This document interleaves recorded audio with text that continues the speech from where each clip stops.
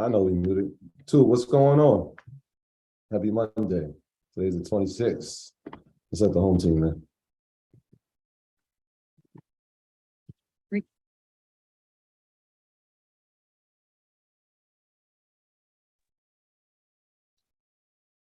Home team, what's going on? I'm gonna let the people come in real quick. Bat signal was going out. You got the bat signal? Yes. Bat signal's going out to the family. What's going on? It's fall out here. Shout out to the city of New York, man. It was no in between. It was no in between over here. Yes. What's going on? Set the brother Ian in here.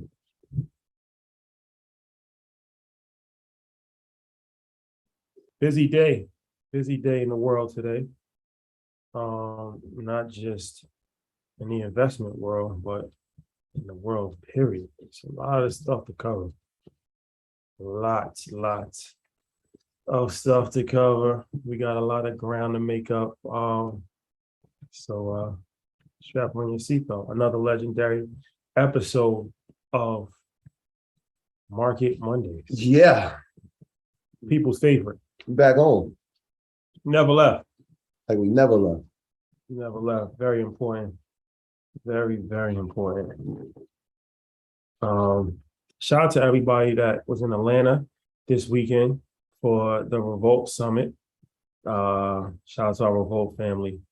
Alatra, Michelle, Datavio, Dunny, the whole crew over there. Had a dope conversation with Master P.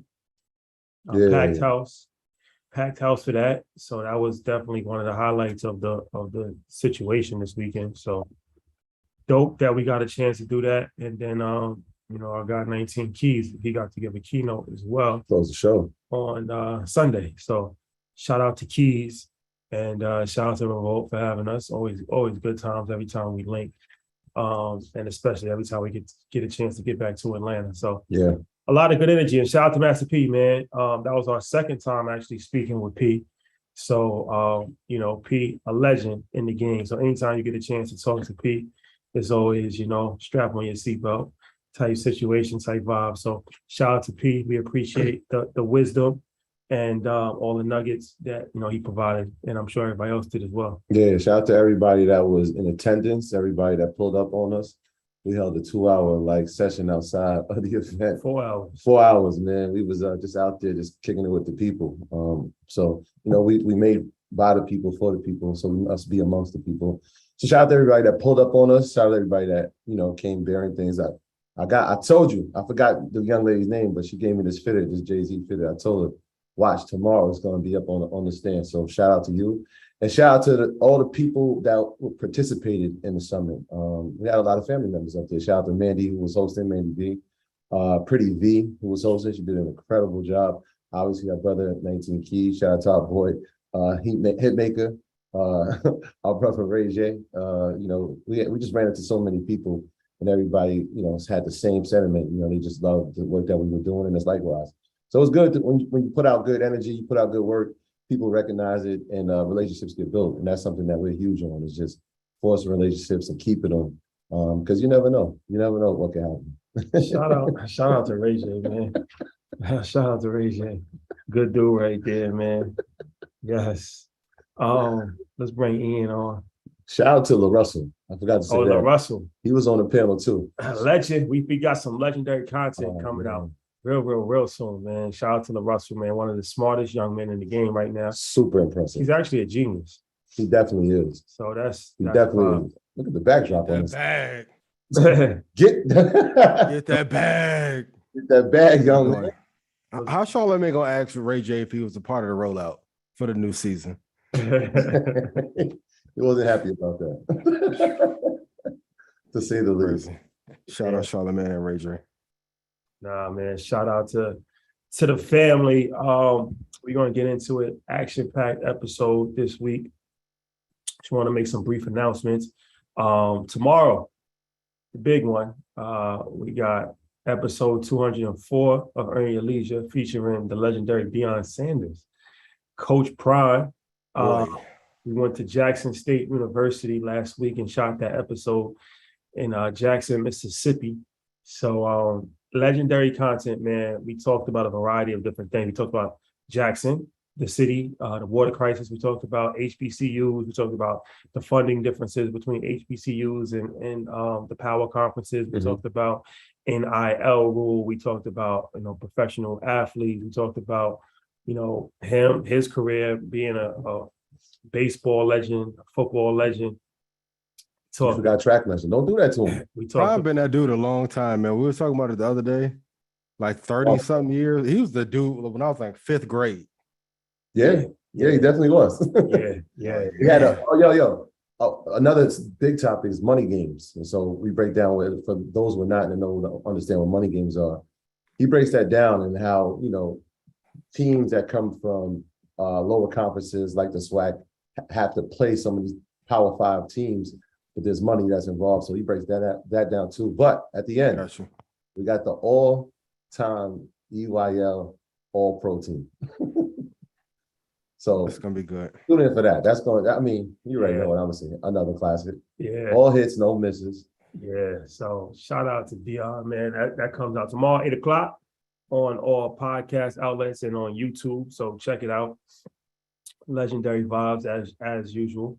You want to go into the announcement? I mean, the Ally. Yeah, man. Shout out to the good people at Ally. They actually, at the event as well. Shout out to our people. We ran into some of the folks at Ally. Shout out to them. So we got a great choice if you're looking to bank or invest. Ally is a leading digital financial service company with passionate customer service and relentlessly focused on doing it right for both customers and our communities. Ally has given our Market Mondays viewers and listeners a special offer on ally.com/EYL so that you can save, invest, and spend on things that matter most to you. Again, that's ally.com/EYL for everything you need. We're all better off with an Ally. Securities, products, and services are offered through Ally Invest Securities, LLC, member of FINRA, SIPC. Shout out to the good folks at Ally. I love them. I mean, everywhere we go, they're there. Well played. Yeah, they're showing up in the right places every time. Yeah, well played. It's about being in the right place every time. And they actually care, though. They're not just tagging along to show face. Like the programs they were telling me about at the Fashion Week event, I'm like, you guys are putting in some work behind the scenes. So kudos. I'm not just saying that because they're a sponsor. Yeah. They're really putting in some work. Real talk. And I say that to a lot of people. We run into a lot of people from different, financial firms, but I'm telling them, like, look, Ally gets it. They understand it. Yeah. Right. This isn't something we have to explain to them. They're on the ground with it. They understand the mission. They understand our work. And so it's been a great relationship with them. So again, shout out to the folks at Ally. Folks, you know what this time is, right? Do your own research. This is the disclaimer. Our content is intended to be used and must be used for informational purposes only. It's very important that you do your own analysis before making any investment based on your own personal circumstances. You should take independent financial advice from a professional in connection with or independently research and verify any information that you find on our show and which you rely upon, whether for the purpose of making an investment decision or otherwise. This is a message brought to you by the good brothers at Earn Your Leisure and the good brother, Ian Dunlap himself, the master investor. Yes, sir. Yes. Thursky. Ian, anything you want to say? Yes, do not remix, share, steal any of my information. Don't share my research. This intellectual property is mine. I don't want to have my lawyer to do their lawyer thing, but I've been paying them all year for no reason. I now have to let them. So join Stock Club at joinredpanda.com. If you're tired of getting your ass kicked in the market and want to know where the market is going to drop to before Goldman and Bloomberg tells it to you, join Stock Club. Go to the link in my bio and on Instagram at the Master Investor if you want to go to the JP Morgan event in Philadelphia. Shout out to Nicole. Those tickets will sell out fast, and we're doing like a 2-hour Q&A and meet and greet after. And we'll get to the special announcements tonight about all the bonuses y'all gonna get if you come to Madison Square. So let's have an amazing episode and put yes in chat if I made you money. Love y'all. Not even if, when we see you at MSG. The wait is over. The announcements are coming tonight. Oh, baby. Yeah. Oh, baby. I want to keep it a little suspenseful before we make the announcement. So, Troy, let's get into the first topic. Yeah. I want to talk about the fall of the British pound. Mm-hmm. So this is something that a lot of attention has been made. I made a post put on Instagram. It got a lot of attention. We're coming to London, so it's something that's relevant. And this is the lowest, I believe, that the British pound has fallen to the dollar ever. I think it's at $1.07. Yeah, it got as low as 103. To every $1. So it's almost equal to the dollar. And from my understanding, this is for a variety of different reasons, but there's some economic issues right now. They're trying to have tax breaks and some incentives for businesses, but people are saying that's only going to really impact the wealthy. Of course, we know that the Queen just died. They're having, some economic troubles as all of the world is having. And it also is a sign of the dollar surging. So the dollar is actually very strong right now. It's strong in a while. So with the dollar being as strong as it's been in a while, and with the pound being as weak as it is in a while, this gets you to a point where you're actually almost equal with the British pound and the US dollar. So why is this important? And what does this tell us about the future? Yeah, I'm gonna lay it out. I'm gonna lay some things out. I'm no economist, but y'all know I like to read a lot. So, and you can step in at any point, but I'm gonna just break it down. So the part that was the first alarm was that they try to create this debt finance tax cut. And so really what it means is that they need to borrow money, right? Like they need to borrow money, but they have to go through foreign markets to do it. If you borrow money, that puts you in more debt. More debt equals higher inflation. Obviously, we can see that the world, obviously we're going through inflation here. It's also happening throughout the entire world. So that's the first thing. The other part of it is that there are increased energy costs that are on the way. And we spoke about it over the past 2 weeks. We spoke about the past month, this war in Ukraine and Russia. Obviously, we talked about the usage of energy in Europe and where they're getting the energy from. That doesn't help the situation. Now, the other part is that the Bank of England, just like the Fed raised 75 basis points last week, the Bank of England raised their basis points by 50 basis. So that's like 0.5%. Now, most people thought should have been higher. Just like people and economists were predicting that the Fed was going to raise it 1 percentage point. They didn't. They had it at 0.75. The problem is when you do it slow, is that you have to keep the rates higher for a longer period, right? And so when you do that, now you're in recessionary periods for a longer period of time. So that's the third thing. Now, the other part, which is interesting, is that, and this is something I had to even just research today, was like this debt to GDP ratio. So like, I'm like, wow, this is pretty interesting. So it's at its lowest, its highest mark in a long time. And so what that really just means is how much government debt based upon how much gross domestic product is being borrowed. So how much money do they need to borrow to fulfill debt? But wait, on Instagram, I thought debt was good. Go ahead. So here's what's going to happen, right? Again, I'm no economist, but just looking at this, right? If you're going to you have to borrow money, right? The first thing is that somebody has to say, we're here to lend the money, right? As that debt to GDP ratio changes, it really is like their credit worthiness. How worthy are you of paying this money back that you're going to lend? Now, if the entire world is in the economic crisis, it doesn't make it an easy task to say, all right, we're going to lend you this money. So a couple of things are going to happen. If they don't get the money, then obviously something has to change. And what's going to change is what we're seeing now. The level of their currency or the value of their currency is going to have to decrease because when they borrow, it has to sustain itself. I'm no economist. This is just my take on it. Ian, you can add. I want you guys to put in chat, do you want to seem smart or do you want to get rich? And I'll give you my answer based on that. 5, 4, suspense, 2, 1.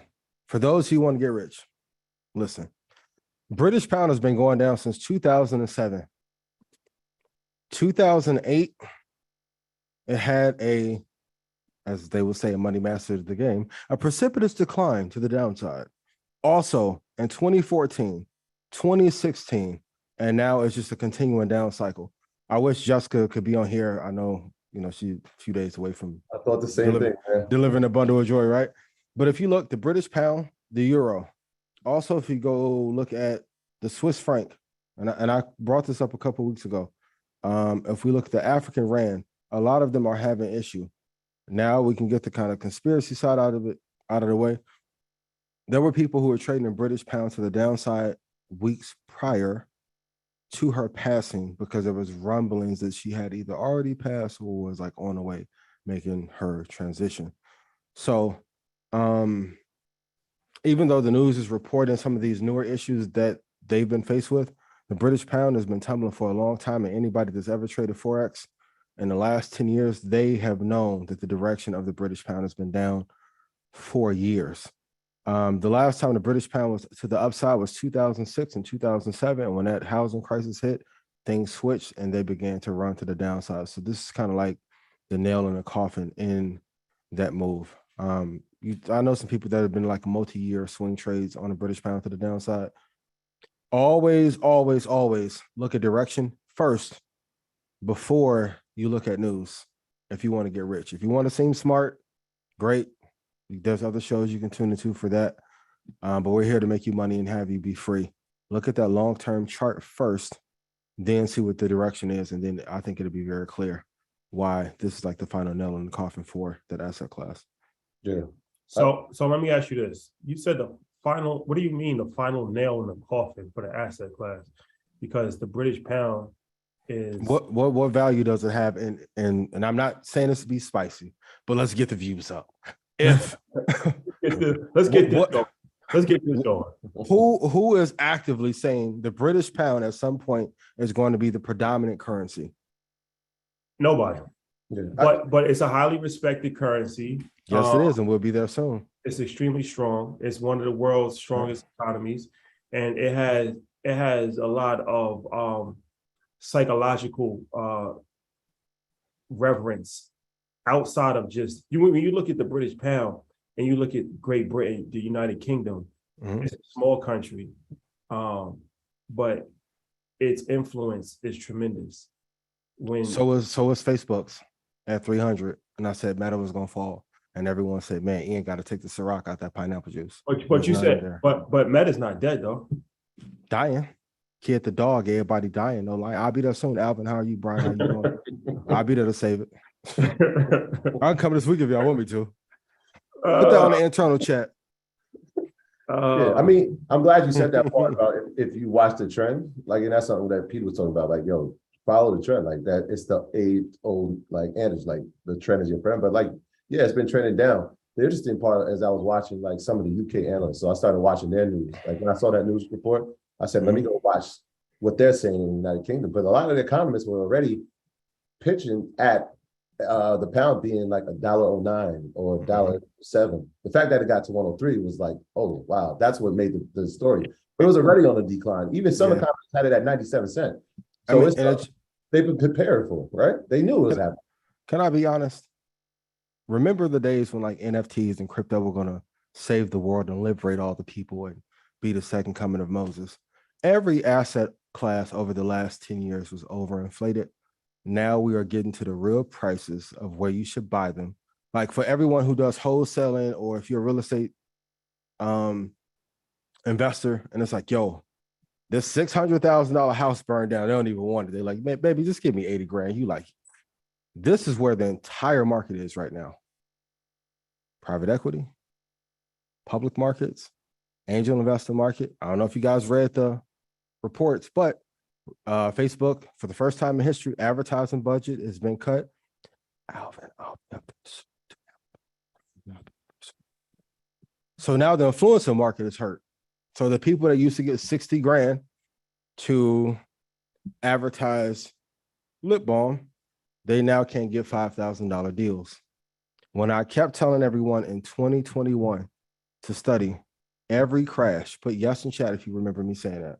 And I'm like, this is going to look a lot like 2007 and 91 and 2001, all rolled in one.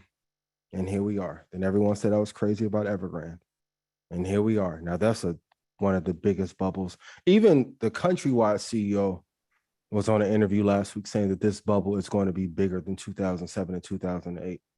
I think internationally, we are in such denial that if we don't get this thing under control, whatever the phrase is for in between recession and depression, kudos to Spike Lee. Whatever is in between that, that's where we're headed. That's where we're headed. So close-up spot. How did your camera just move like that? Is it like AI face tracking? Oh, face Shout tracking? out Dennis. Yeah. Oh, okay. So, okay. And now, Yeah. Yeah. I got to do the Tom Cruise Minority Report. I got to see how to push it back. If I can do that, that'd be fire. So, all right. So before we leave this topic, how does this? All right, let's talk about the surging dollar though too. So the dollar is surging. Oh, real quick, can I say this? If I was a swing trader, I would buy the British pound right now though, and hold it to 129 to the upside. Because I know people like you always fear mongering and don't give an answer. I would hold it. Yeah, right now, if it got back to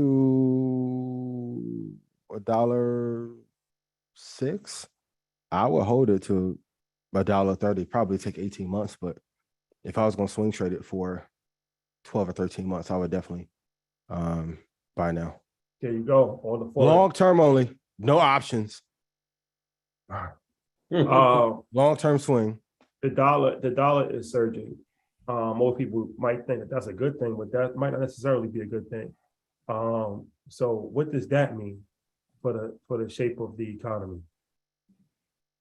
I was going to talk about it later, but whenever there's a surge in the dollar, you guys don't have to take my word for it. You guys can go look at the article from a Morgan Stanley analyst. Usually disaster follows when the dollar surges this fast. And explain to them why. I want you guys to do a homework assignment. If something, any asset class shoots up 50 or 60%, what normally happens 12 to 24 months after? We've seen it with NFTs.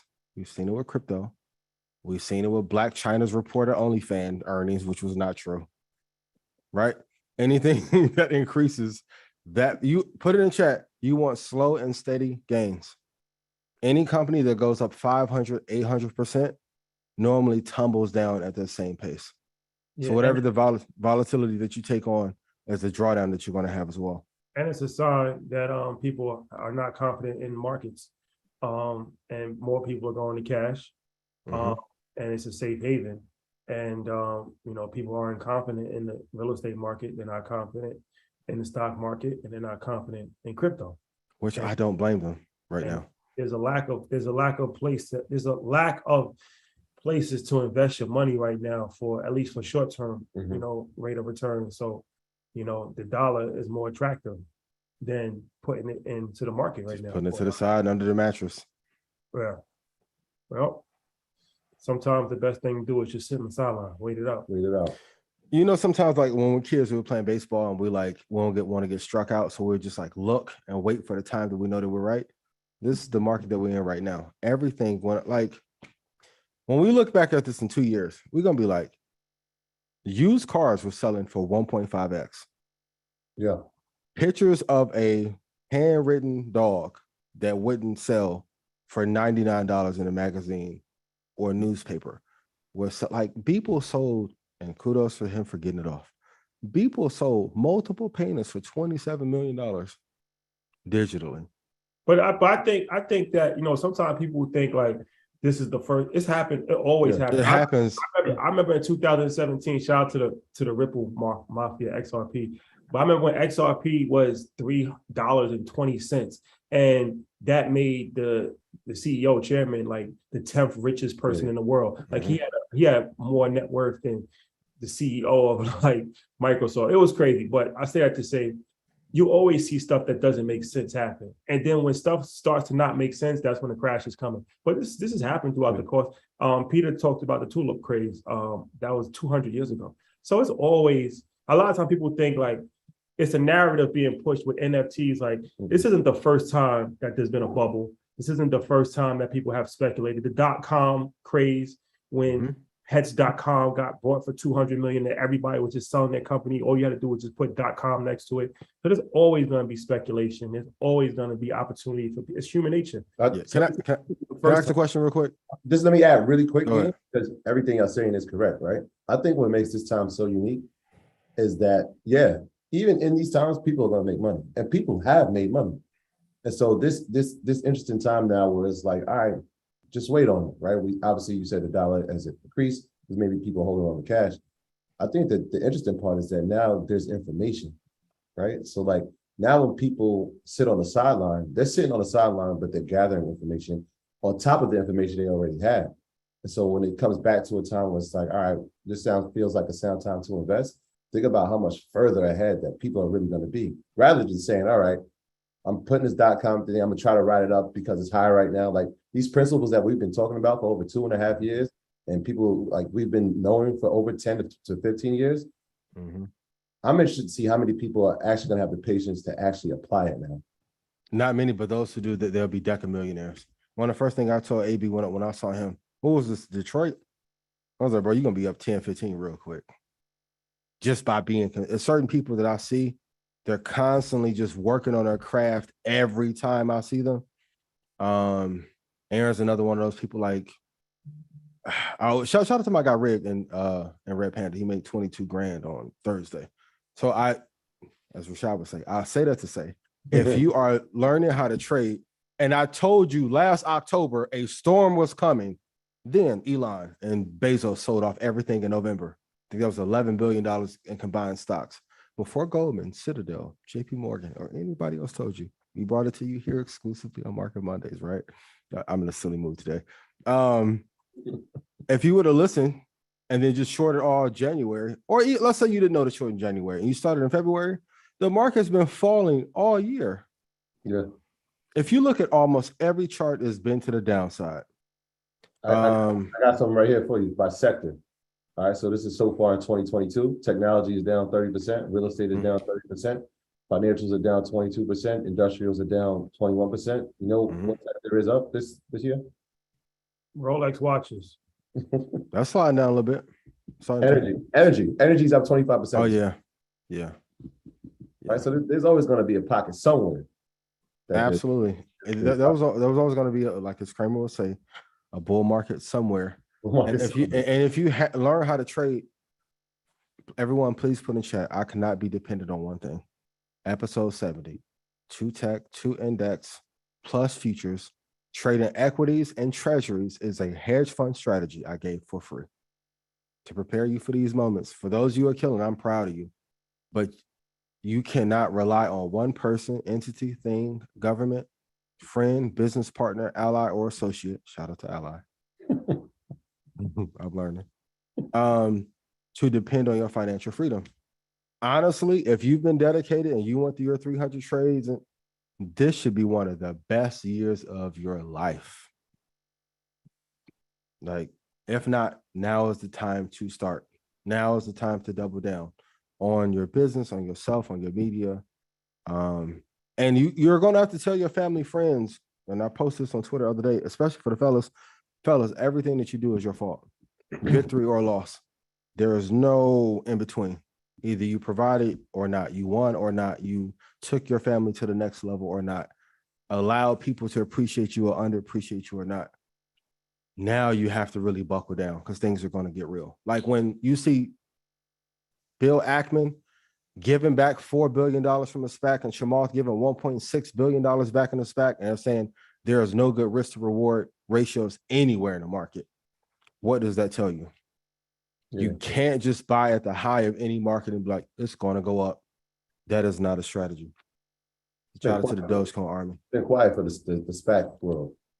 I feel like and Doge and options but the answer is to be able to do all of them, not just one. I'm not picking on any one particular thing, but you have to get in at the right prices. Like now, it's too late to start making a podcast. I'll be the villain, Ian. Me exclusively, Red Panda Rebellion. You can be mad at me. But I'm seeing people doing reviews of reviews of reviews. It's like, damn, you going to talk about the interviewer who interviewed other interviewer about Axe comment? Bro, you're going to have to get a skill set. And those who choose to do so will lead this next decade. And I want you guys to be one of them. That's crazy you said that. I just watched a Market Mondays review the other day. That's interesting you said that. That's interesting. Okay. Let's get into this. The rumors are true. Market Mondays. I didn't want to say this at the beginning because I listened to the comments, and it's interesting because it is a free show. People have very high expectations of Market Mondays, and they're not happy with the prolonged intros They're not happy when it's not live. This is live, by the way. This is a live show. That's what Time out, TV time out. Can I say it? Let me be the villain. Act more appropriate in the comments and we'll go live more. Yes. Y'all talking to Peter about Lacoste and y'all wearing LVMH. Boy, go look what they've done. Go look what they, and I was wearing Versace in college. Don't come for me. Trust me. Shout out to Time Peter. Like everybody, they'll tell you. We won Prada in college, junior year. First year I was broke. I was broke as hell first year. I say this to say, as Rashad was saying, clean it up. I'm gonna come down. Keys told me to come down after I elevate. I'm listening. Go look at what those other families have done. What Chanel did. People want a bag from a lady that was a Nazi, but you want to talk about his Lacoste? Stop, boy, stop. Okay. Yes, but this is live today. They're very disappointed when we're not live. Oh, Go man. live trade. Don't worry about if we go live. Go live invest. Show me. Okay, well, this is what I want y'all to do. So the information Screenshot and is tag live. me Tell and the tell me what the information fuck live. y'all done bought. Now I'm gonna bring it down because I love you, because I want you to execute in this time, because we're in such a dangerous time. See, I'm getting it together. Yeah. See, Cliff, I'm learning. Shout out to Cliff. Now the information is live. That's the most important thing. What you're gonna do with it is live. Like, what are you doing with the information Yes. when you get it Gotta execute. for free? So we are here. We are live in the flesh. So what I wanted to do is I wanted to just wait. I wanted to have a question and answer thing first before we actually say some announcements. But the rumors are true, and we are headed to Madison Square Garden on November 27th. So we'll have a lot of announcements to roll out weekly. But this isn't going to be just. Nothing is ever a regular Market Mondays when it's live, but this is going to be something that's going to be a special. I wish we could do all of them live. We're going to be talking about everything. We're going to be talking about crypto. We're going to be talking about real estate. We're going to be talking about business, Media. It's going to be a full-fledged production. Trust me. But You in signed that thing yet? That contract yet? not yet. The paperwork is not in yet. The Bro, please. the paperwork is not in Ain't get yet. dry yet, bro. We're working on it. So Ian is doing a special bundle for anybody that comes to Market Mondays live. So it's a lot. I'll try to read off some of them. So the Stock Club call, 4 sessions. You get 4 sessions Stock Club call For free. entry points for four long-term stocks, 4 a long-term crypto position, 4 swing trades for stocks, 4 crypto swing trades, and 1 live trade called by Ian and Dream Team trading room. You get into a raffle to have a one-on-one session with Ian. You get to have access to the new Sniper program, which will be released in 2023 with 5 new trading strategies. You get slides from the live presentation for Market Mondays and 19 trading secrets to be used during the recession. You get a free ticket to Red Panda trading seminar in 2023. You get 50% off of discount merch for Varsity Jacket Red Panda. You get 1 trading session with the Dream Team in the Dream Team trading room in January 2023. You get to hang out with Ian and the Dream Team for 1 day, either in New York or LA in March, to be determined. We're gonna get pizza too. 4 iPads will be given away. And yes, 1 lucky person will be selected to be mentored by Ian for 1 year. So the risk reward ratio is pretty low on this. Pretty high. The best investment in the market, hands down. The average ticket Can you price. copy and paste that to me? The average ticket price is $75. Keep in mind. So The average price for anything I do, 15,000. So don't pull a culture card on this one. It's very affordable. Leor owns the culture, by the way. you can Ghazi owns the culture, by the way. Yes. Average ticket price $75. Extremely affordable. Madison Square Garden, Black Friday weekend. You get all of those bonuses. And like I said, we actually have a bunch of surprises, surprise guests, surprise topics, all kinds of stuff. So yeah, I pinned it. I pinned the link in here. And it's on our website. Even Troy, like, why are you doing so much? I'm reading. I have the list now. I'm like, that's a lot. Well, it's one of these things like InvestFest. Tickets go up. People didn't believe that tickets were going to go up until InvestFest until they actually went up. We don't. I did. we don't just raise ticket prices for no reason. We raise it because now once the demand comes in, it's less tickets available on the market. So we just got to do something that's responsible to make sure that, but I mean, we're giving you fair warning. It's $75. And when we make these other announcements, because if it was me, I would have just the possibles I would have named. Please don't wait. Oh, and you have to be at the event to get anything affiliated with it. So don't just buy a ticket and be in Alaska and just like, you have to actually physically, because what's going to happen is if you do that, you're going to take away a seat from somebody else. So we're implementing that. So if you buy a ticket and you're not there, you're not going to get it. So Rock, y'all gonna sponsor so we can pour pineapple juice all night, or what? What are we doing? Shout out to DeLeon. Yeah, shout out to the people at DeLeon. Shout out to Combs Enterprises. Yes. So Rock is our Rock of choice. There you have it, ladies and gentlemen. We'll have some more announcements, but go to the link, get your tickets. Market Mondays live at Madison Square Garden, 11/27, a night to remember. Y'all know I bring that bag out, so as soon as I hit that stage, I'll start off giving out the bags coming out. Oh, you every time. Yeah. Treating everybody like they're ballerinas. Invest in the people, So let's support black businesses. Let's get right into it. The S&P 500. What is the bottom for the S&P 500? The SPY, SPX, and ES. What is the bottom? Yeah, let's get the people what they want. Yeah, so like a lot of economists and analysts, when 2021 was at it, a lot of people had the S&P going to 4,300. That has changed, right, over time. I still think you're going to get there, though. Well, maybe by January, not by end of the year. The new consensus is that they're saying 3,600. I mean, where are we at now? We're at 36. Was it 69 right now? We're at 36, 55. Yeah. The lowest it's been all year. So yeah, where's the forehead? What I'm looking to load up myself is 32.90.44. So if SPX gets to 32.90.44, I am elated. I'm calling all the earners, all the pandas, all the trappers. Load the boat, right? That's the price I want to look to get in. SPY, I would be looking at 326.08. And the ES future, it'll probably touch that previous low and go to like 35.22.37 on the S&P future. So those are going to be like really incredible bounce levels. So like, imagine if the iPhone 14, Apple is like, hey man, we're having some troubles, which they're not. But hey, I'm gonna let you guys buy the phone for $499 on a deal. You should load up just for the camera alone. The market is having a lot of turbulence because of the truth being told. As my mom and grandma used to say, like, whatever you put in the wash gonna come out in the rinse.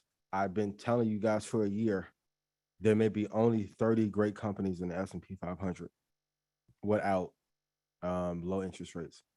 So now we have to see companies actually produce incredible gains.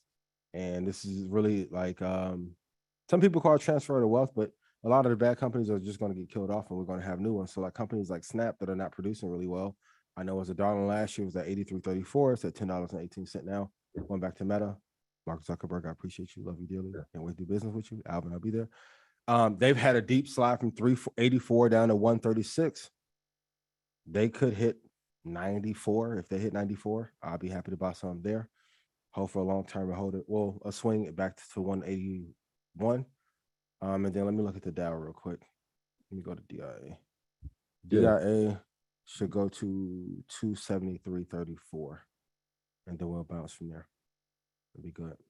It's interesting. In 2019, me and Shotty had I think it was our second episode when we talked about the death of Snapchat. And then we just watched it continuously grow. And it was like, wait, I mean, we might have been wrong about this. And now to see it back at $10 for the same principles that we had said 2.5, 3 years ago, it's like, that's what it is. That's the patience, right? Like, and I actually was watching Josh Brown the other day, and they were talking to him, saying like, hey, the market's gonna go, like the NASDAQ is gonna go up this week, and it didn't, right? And so there's one of those things. It's just like, yeah, every time you do research and you got the fundamentals and you look at the technicals, you still could be wrong, right? Unless you listen to but time, right? If it's the same principles that you have, time will eventually be the great equalizer. And so Snap was a prime example of that. And if you remember when we were, where were we at? Mexico, and we were talking about media, right? And I was like, they bought ads on their show to promote their show, and you looked at me like you didn't know everybody did that. I was like, no, I thought it was just organic. You like, I won't say the show. No, they didn't buy ads. They were paying for YouTube views. Yeah, we're paying for views. I'm like, I didn't know that. I had tried like people buying views. He like, bro, you didn't know? I'm like, I'm out here trying to be organic. And you like, how do they have 1 million views on a video and you never heard 2 people talk about it? That was the same market we were in from 2008 through 2020. Shout out to Chad. Chad texted me right now about an ad self-serve manager. Maybe we can use those for Market Mondays. But it was just overinflated. And I think everyone in terms of intuition felt it. And when I'm like, hey, get a stable company like Apple and Microsoft. And I saw a lady last week say, hey, I've been watching the show 2 years. I don't know what to do. Buy VOO, VTI, Apple and Microsoft. That's it. You can cut the show off. You can go watch 90 Day Fiance. Yeah, I got that question yesterday. That's why you said that. A gentleman walked up to me. He said, Troy, I got $5,000. Is it a good time to invest in Apple? I'm like, yes. Tell me when it's a bad time. Yes. You're right. I'm like, you already know the answer. Dynasty. Catch yourself. Yep. Right. So we were just really in an overinflated market. And when interest rates are at 0, I mean, it's kind of like any fellas, like if you played on a 7-foot rim, we all look like LeBron. When you move that thing up to 10 feet, bury a little bit higher to entry now. You have to really be able to have some games. Shout out to Dom. Dom was dunking like he was Kyrie in this at Miami. But now we're really going to see what companies are good, even crypto. Now there's going to be a lot more crypto regulation because of the U.S. stablecoin situation, which they're going to use that as a reason to heavier regulate. I mean, and I told you guys from the very beginning, I think a lot of those players, even like Do Kwon, who now has like that Interpol watch on him, I think those players will put there to mess with the crypto market. Like, okay, just hypothetically, if I go into my Umar bag, right? As soon as we got into the market, like every market fell apart at one time.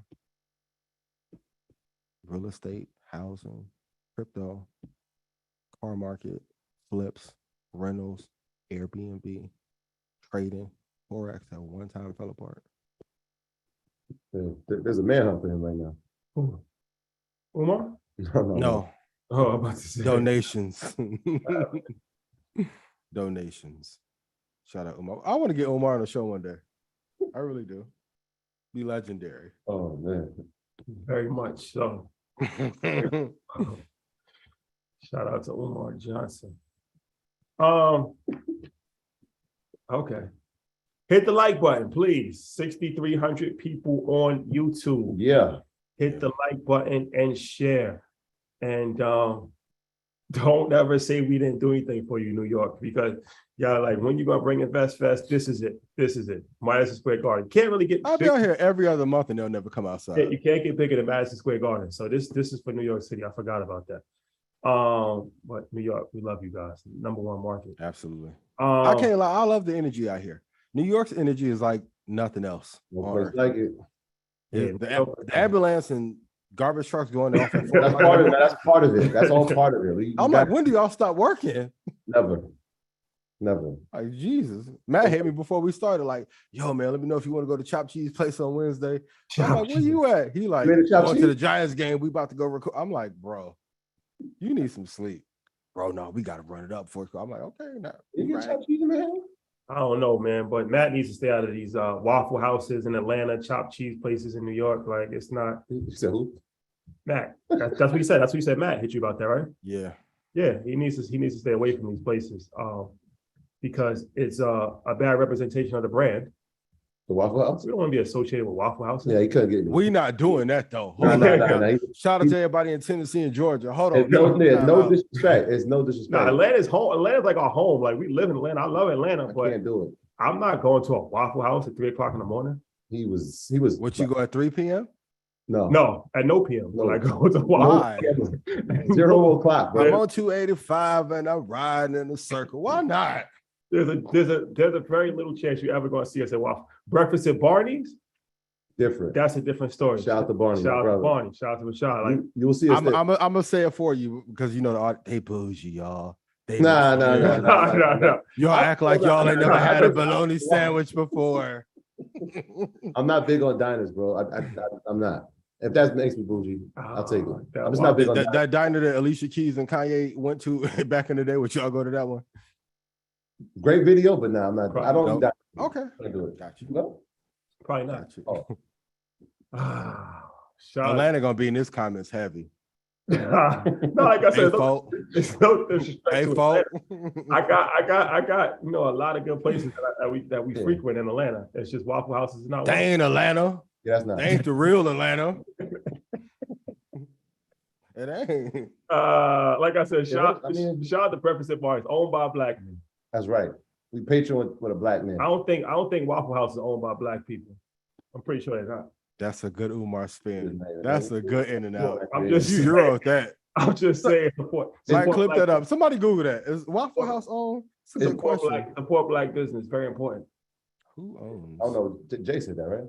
5 a.m. we at the Waffle House. Yeah. Yeah, he was bugging. Waffle House is a vibe, yo. I don't know. Oh man. Boy, I had some legendary moments when I was single and young in Waffle House. I don't. You was taking like dates to the Waffle House? I wasn't taking nothing on no date till after I did. You know what I mean? This is a new me. Next subject. No, we would just meet. We would just meet or after the club, you know. That's why Alex had it on lock too in Atlanta. Boy, Hey, there G. was some days. Hey, G. Legend. G. Legend.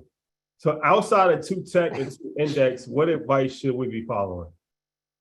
Number one, listen to everything that I tell you on the show. I'm saying it facetiously, but I mean that shit. I'm tired of people being like, yo, man, I should have listened to you. Just listen from the beginning. This is the hedge fund. We're doing it for free. So listen, number two, if you're looking to a safe space to invest in, we talked about it before. Healthcare, Eli Lilly is one of my favorite companies.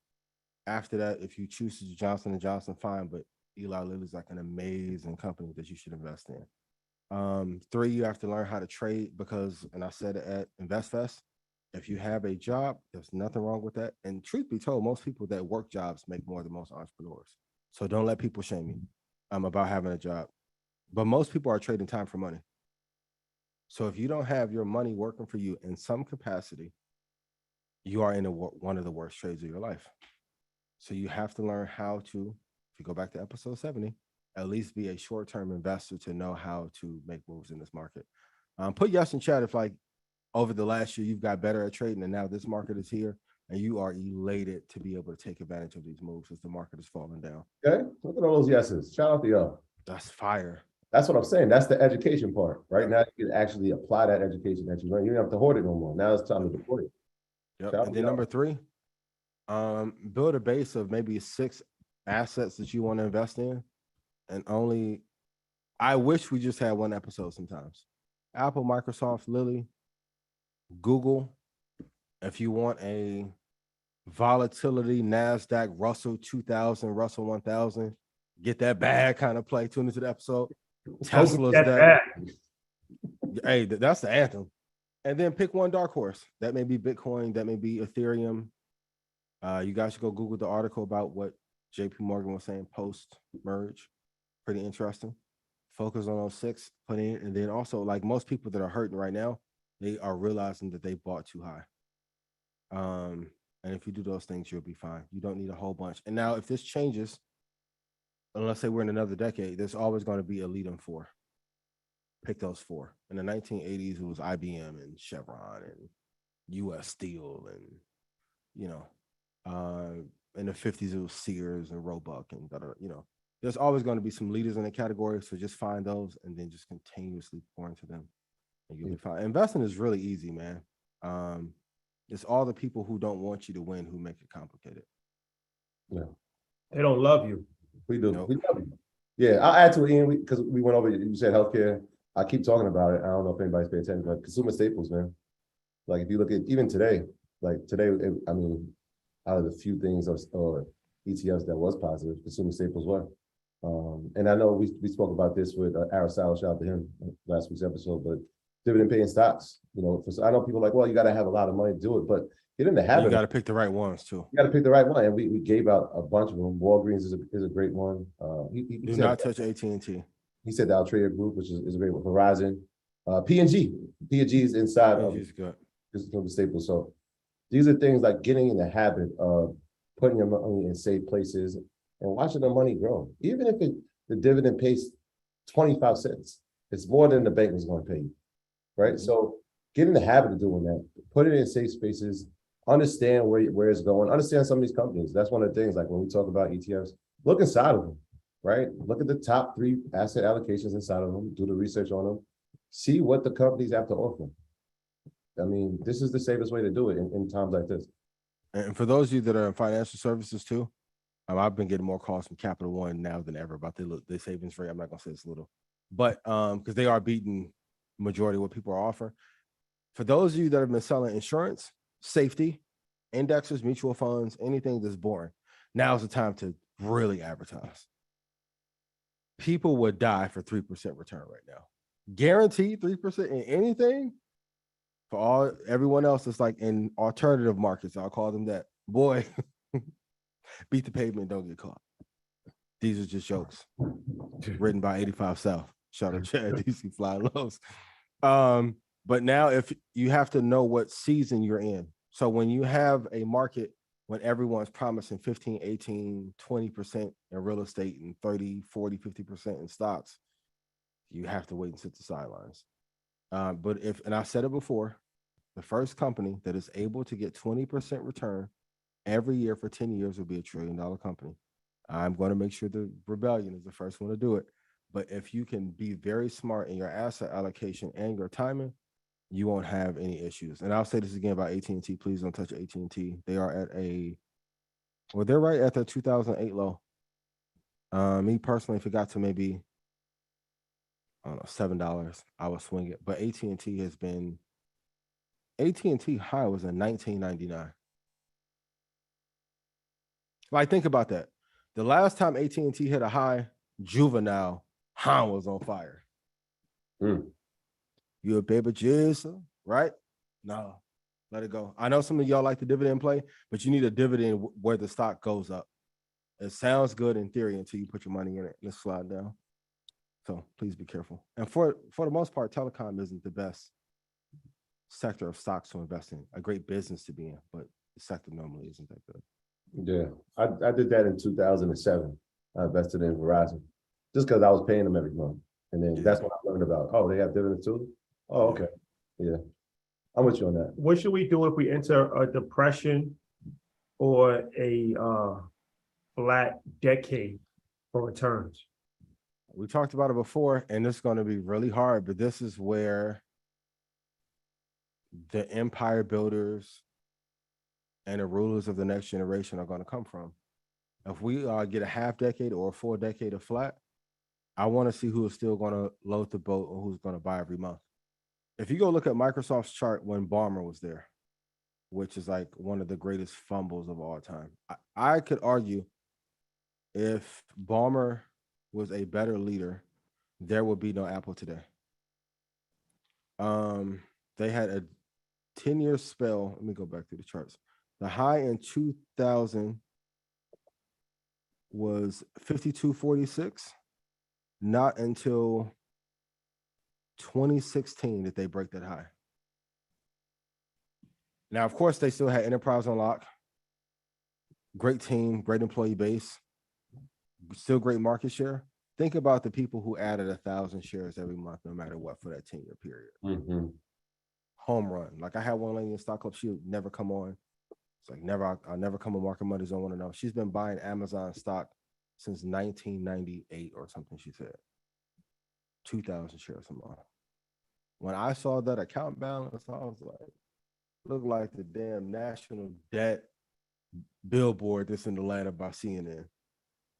But it was like, just continue to build. And that's the great part about, especially as being an entrepreneur, you're not going to always have your breakout moment in year 1, year 2, year 3. It may be that 5th year or that 6th year. Like I put up in the reel today, like some of the stuff I was posting, I posted 14 years ago on Facebook. Shout out to Facebook. I know y'all tired of me railing on it. But it may be that 6th year when things take off and now you have an accumulation of assets, and ultimately you want to get to that 10,000 share point in a company that you believe in. And it's not just about believing in it, but do the other banks believe in it? Do the other institutions believe in it? Do they have market share? I don't want you to put your belief in Rivian. That's hope. If they turn the company around and get a great executive, or the same with Ford, like Ford, when they had Alan Mulally, great CEO, helped turn around for a couple of years, but Ford historically has disappointed.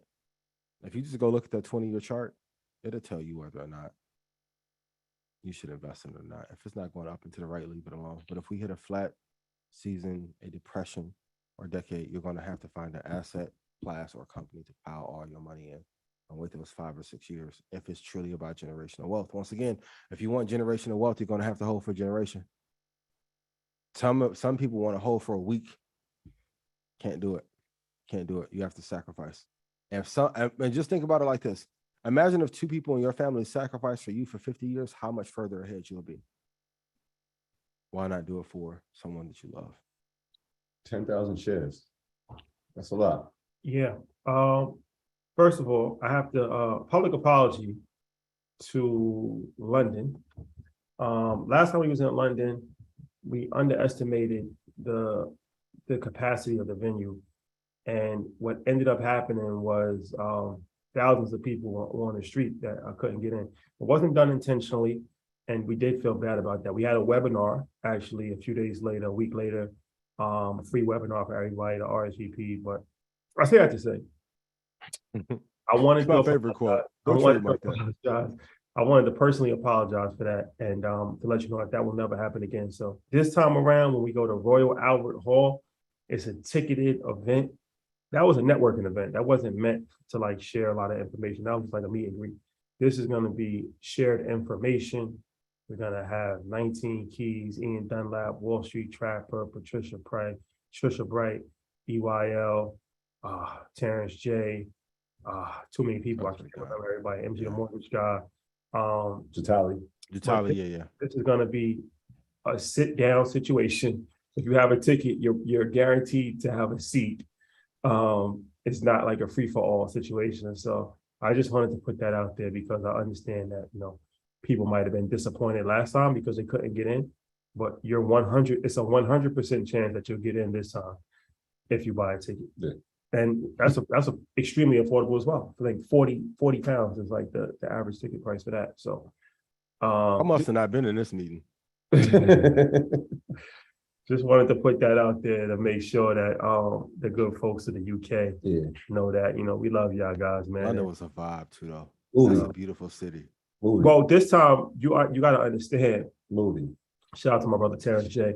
They do their legendary Halloween party, and him and Lenny S. every year in LA, and the who's who of Hollywood, and everybody comes out. So Terrence, he's just rocking with us. So he's like, yo, I want to come to London, and I want to do my Halloween party in London. So I said, all right, I'll make a couple phone calls. Made a couple phone calls. Shout out to Tate. Shout out to the good folks over there in London, and we negotiated it. We in the works of figuring out which club we're going to use. Which we gonna take over? Well, yes. So we're gonna have a VIP education thing on Sunday, like during the daytime. Then we're gonna have a Halloween party. Costume, you must have a costume. Halloween party Sunday night in London, hosted by Terry Day. Star-studded event in London, and then we're gonna have Royal Albert Hall on Monday. That's eventful. Yes, and a few other surprises. A few other surprises. We're not gonna mention this yet. Halloween in London. Yeah, it's gonna be a few other surprises. Bring your costume, please. Halloween Havoc. Bring your costume, please. Yeah, it's gonna be a family. You can break out the purge mask again. And don't get me with this. I get it. Don't play holy with me on this. The devil's holiday and all of this. Y'all been celebrating every holiday from Christmas to Easter to Thanksgiving, to you name it. They all come from all kinds of paganistic stuff, and they mean nothing with they. So Halloween, we just having fun, man. We're not doing any devil worshiping. there's no Illuminati ritual. We're not sacrificing anybody. Nobody will be There's gonna be a video tomorrow. And Look at him deny and it. all of your children wear Hold on. costumes when they go to school. So don't. They can clip that. It's supposed to zoom in. It's supposed to zoom Ian in. illuminated. Yeah, they go. It's supposed to zoom in right there. Yeah, because he be talking about the crystal ball. You see it with Diddy Please, Shout out to Diddy. please make me. and Jay. Yeah, shout out to Jay too. Yeah, I gotta relax. Too much greatness in the human body. Link in the bio. We got a lot of. This is a hell of a run. To be honest with you, it's a hell of a run. I was going back through my photos from this year. I'm like, a lot. That's a hell of a Boy. run. Yeah. So a famed investor said that publicly traded markets will pretty much be flat for the next 10 years. Do you think that that's true? So we kind of talked about that a little bit in the last segment, but flat, for anybody that doesn't know what flat market is, that's when the market is flat, right? When you don't have any gains. It might be hard to understand that now for people that just came into the market. All you see is just upside. But there was a flat decade, I think, from 2000 to like 2010. The NASDAQ did nothing for like 10 years. So that wasn't even that long ago. But people have short-term memory. People forget. Like, people think like the stocks just automatically always go up. But there has been a precedent set for a whole entire decade with very little to no price increase. Yeah, I think you gave the perfect example with Microsoft. Look at it from 2000 to 2010, right? And if you want to look what a flat market looks at, look at that. It's the perfect chart for it. Yeah. So, all right. So is that possible for that to happen again?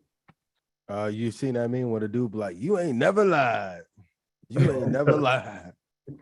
2 years. I mean, because if you're looking at it, so my answer is yes.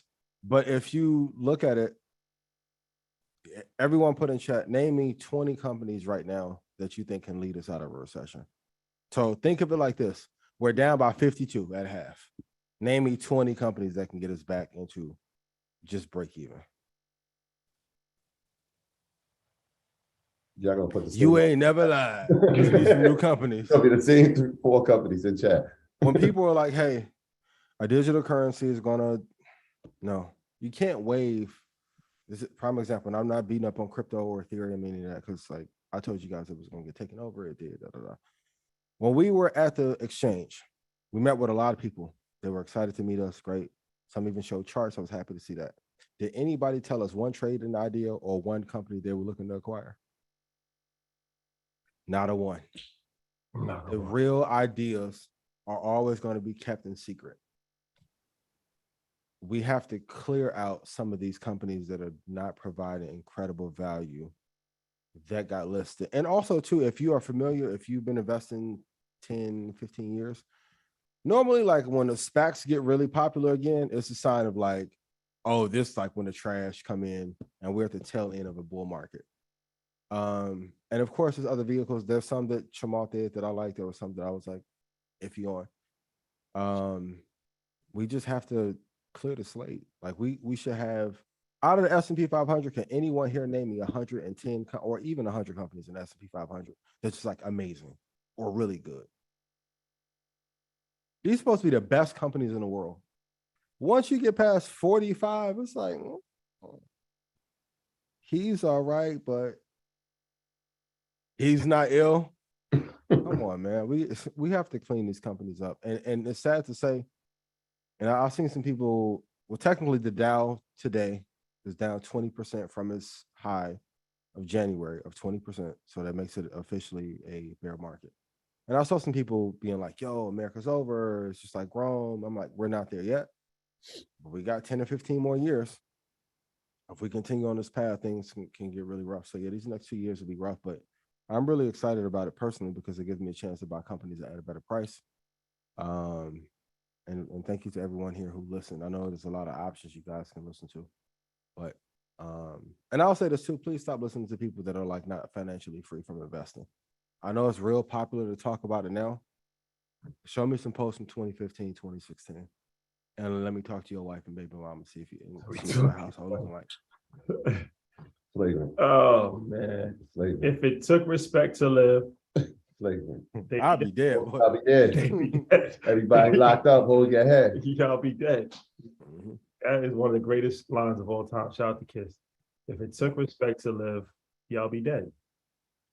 Shout out to Kiss. That's it. It's not more to say. No. Not too much more to say than that. Yeah. Jason Phillips, one of the greatest poets of our generation. Absolutely. Shout out to Kiss. Yeah. Let's get into this. Shout out to MG the mortgage guy. He texted me today. We spoke a couple weeks ago, and he said, I told you a couple weeks ago, 7% interest rates coming soon. So they just released numbers. 30-year fixed mortgage, 6.87% for the 30-year fixed. 15-year fixed is 6.15. So Matt called me a couple weeks ago, and I asked him how high he thought interest rates could get for mortgages, and he told me 7%. And it's creeping to that 7% level. Sounds like 07 all over again. Yeah. I mean, historically, think about it's still relatively low. Exactly. That's what I was gonna say. I was like, I had to humble myself, and like I'm thinking about obviously when my parents were buying a home in the 80s. Like we talk about, if you look at the interest rates in like from 1980 to 1990, Yeah. like what? Oh, it's treacherous. Yeah. The Nixon years, and it was like 18%. Oh, 18, 15, 14%. You're like, how's this even? How does somebody do that? And it's because I was talking to Matt when I was trying to lock in the interest rate, and I was like, look, man, it's at like 4. He said, lock it in now. It's not, it's only going up. And so watching it go up to 7%, I mean, it's tough, man. It's tough. But perspective is key. It could be worse. Could be worse. And Yahoo Finance reported sales of luxury homes dropped by 28% as a result from June to August. Yes, they do. I know everyone's kept saying the market is not going to fall. No, if interest rates go up, this is common sense. If things cost more, people are going to buy less of it. Right. Especially if the price adjusts in 4 months, 5 months.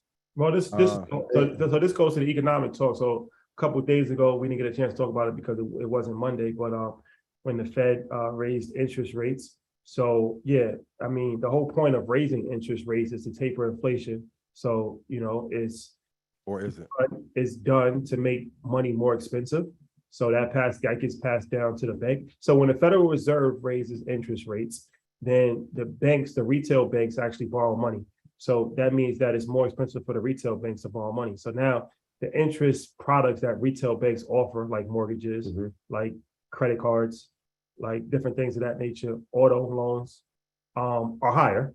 So yeah, it tapers inflation because people aren't buying at a crazy pace like they were before. But it's a delicate line that you have to walk, because it's like if you raise interest rates too much, then you could break the economy. So you raise interest rates to stop people from spending, to lower inflation, but you don't want to raise it too high to, shut off the faucet. Yeah. And as a result, in this low inflation environment, credit card balances have went up to one of the highest levels of all time at $46 billion. Now, I want you guys to add that with the student loan bubble, and if those two pop, how much debt is there out in the universe? Yeah. I mean, in addition to that, right? So back to the home thing, obviously when interest rates go up, it makes people tougher to buy homes. But if you look at the percentages, look at the percentage of people that are refinancing their homes, right? Like it wouldn't even make sense now, right? When you're locked in you're not going to try to lock it at a higher rate. And so that obviously that goes down as well. But there's also it's never the end of the world. Because if you buy even if you buy now and it's a 7% interest rate, eventually rates will go down eventually, and you can always refinance. That's when it would be a time to refinance. So I'm saying in this environment, it doesn't make as much sense as it did 9 months ago, 12 months ago. Homework question for everyone. How often do interest rates go down when there is not quantitative easing?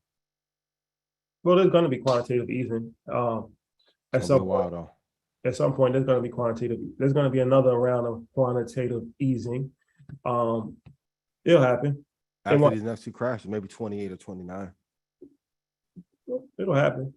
Gotta let it go. It's going to be a few years. Yeah, give it some time to breathe. It'll be okay. And if they're telling you they're tightening it, which that's code for destroying the new wealth, new money that got created, why would they put interest rates back at zero for new wealth to come out? They're not. It's part of the cycle. That's what, like, when I told everyone go get that Ray Dalio book, like that was a super cheat code to tell you like what was happening. The Fed have, and I need everyone to realize this: every entity and every person is responsible for their team winning only. Even the Federal Reserve, they have their own best interest at heart when they're doing these things, as they should. You have to know what cycle you're in and where you fit in that piece in order to know how to play the game. So when I'm telling you guys about direction and timing and wave and lunar cycles and pyramids and everything, if you go watch every episode of Market Mondays, you had a blueprint. That's the scholarship and a hedge fund. You will know how to play this game accurately. Yep. I'd be fresh as hell if the Fed's watching. Always. Shout out to Two Chainz, another great orator of our time. Yeah. If words come to words, just stay fresh. Because you never know. If the world falls apart, look your best. Yes. From a decent man. Yes. Yes. I'll be fresh as hell if the Fed's watching. Oh man. Shout out to Titty Boy. That is not literal advice for those of you that are partaking in black market activity. That was perfect. Especially with the wolves out. Go look bummy. This is high level For the record. This for my team back home, East Chicago, Gary, South Side of Chicago, Nap, no, look bummy. Wolves is out. Nah. Houston, Wolves is out. Oh man. The Wolves is out. I'll be fresh as hell if the Shout out to ATL. Oh, shout out to Tip. T.I. Today's his birthday. Today's his birthday? Oh, for real? Shout out to T.I.P., man. Shout out to one of the greatest of all time that's ever lived, the best rapper alive, Lil Wayne, Dwayne Carter. His 40th birthday was yesterday. Shout out to him. Damn. Shout out to Weezy F8. Oh, they got birthdays right next to each other? Yeah, I remember it was like in the early 2007 when they was all hot. He had that big Atlanta party. It was like Jeezy had his birthday, and then it was T.I.'s the next day. I wish they would have did that Georgia Power album. Yeah, shout out to them. Yeah, shout out to Wayne and shout out to T.I. Tip. A good friend of the show. He's been on Shout out for Wayne. our show. He's been on InvestFest. Yep.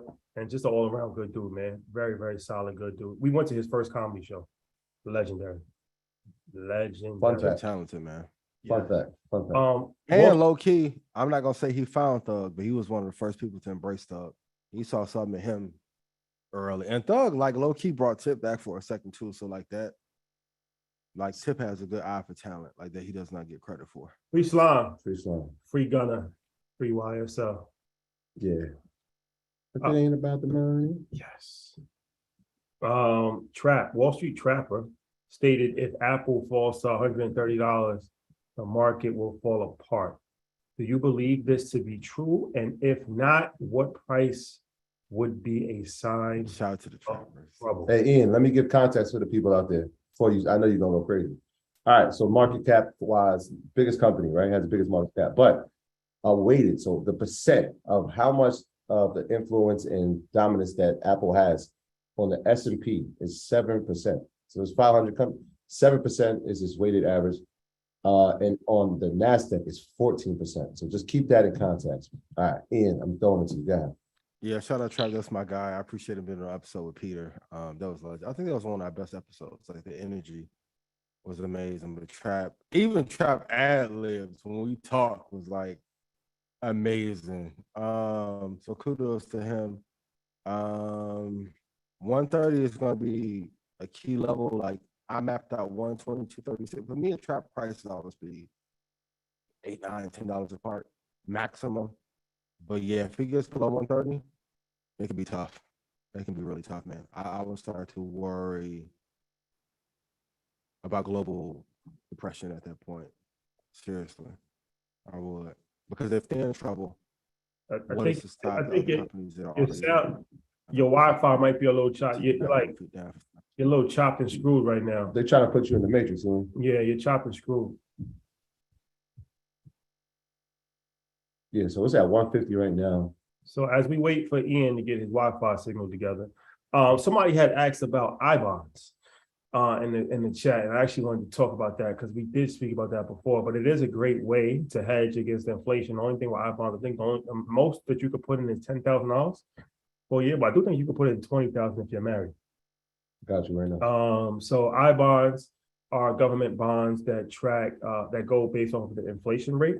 So yeah, it's a good time to buy I bonds right now because obviously inflation is very high. So you'll be earning I think what's the percentage right now? I think it's like, I don't know, it might be like 6%, 7%. It was like 7% a couple months ago. So that's good. It locks it in for 6 months at a time, I believe. But yeah, I don't think you can only put in 10,000. Well, I shouldn't say only because $10,000 is still, a good amount of money. Yeah, you was dead on. $10,000. 10,000 and 20,000 if you're married. Yeah, but if you yeah, it is a good way to beat inflation or at least keep up with inflation, and it's definitely going to be paying much higher than any bank or savings account. So definitely something to consider if you're interested in that. All right, so it says here that the limit for purchasing I bonds in person. So a married couple can each put up to 10,000 in the investment annually, or up to 15,000 if they both also elect to get tax refunds in paper I bonds. So I believe it says 9.6% right now in the chat. So, but yeah, 9.6%. That can't really beat that. Yeah. Ian, you back? Yes, I'm back. World is back in order. Thank you. Appreciate that. Okay. What are 10 economic signs that has you worried about the market right now? Oh man. A few things we talked about earlier, but first the Dow hitting that bear market official level of being down 20% or like 20.3% down from the high in January. That's one. China. So now China is ordering their state banks to buy stocks to prevent selling off of Chinese stocks even further. That's scary. Treasury bonds are on pace to have like its worst loss in history. So like the 60-40 portfolio is a classic. That portfolio and treasury market has been getting destroyed. I mean, I've been telling everybody who's on the sniper program since like last August to short that market.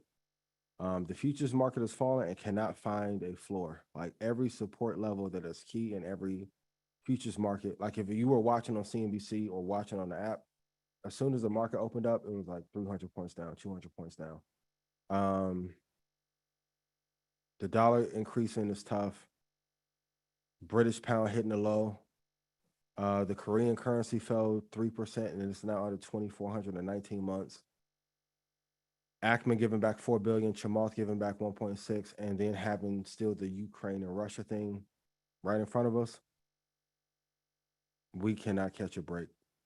Like this is one of the scariest times I've seen in the market in a long time, because normally it's one thing or another.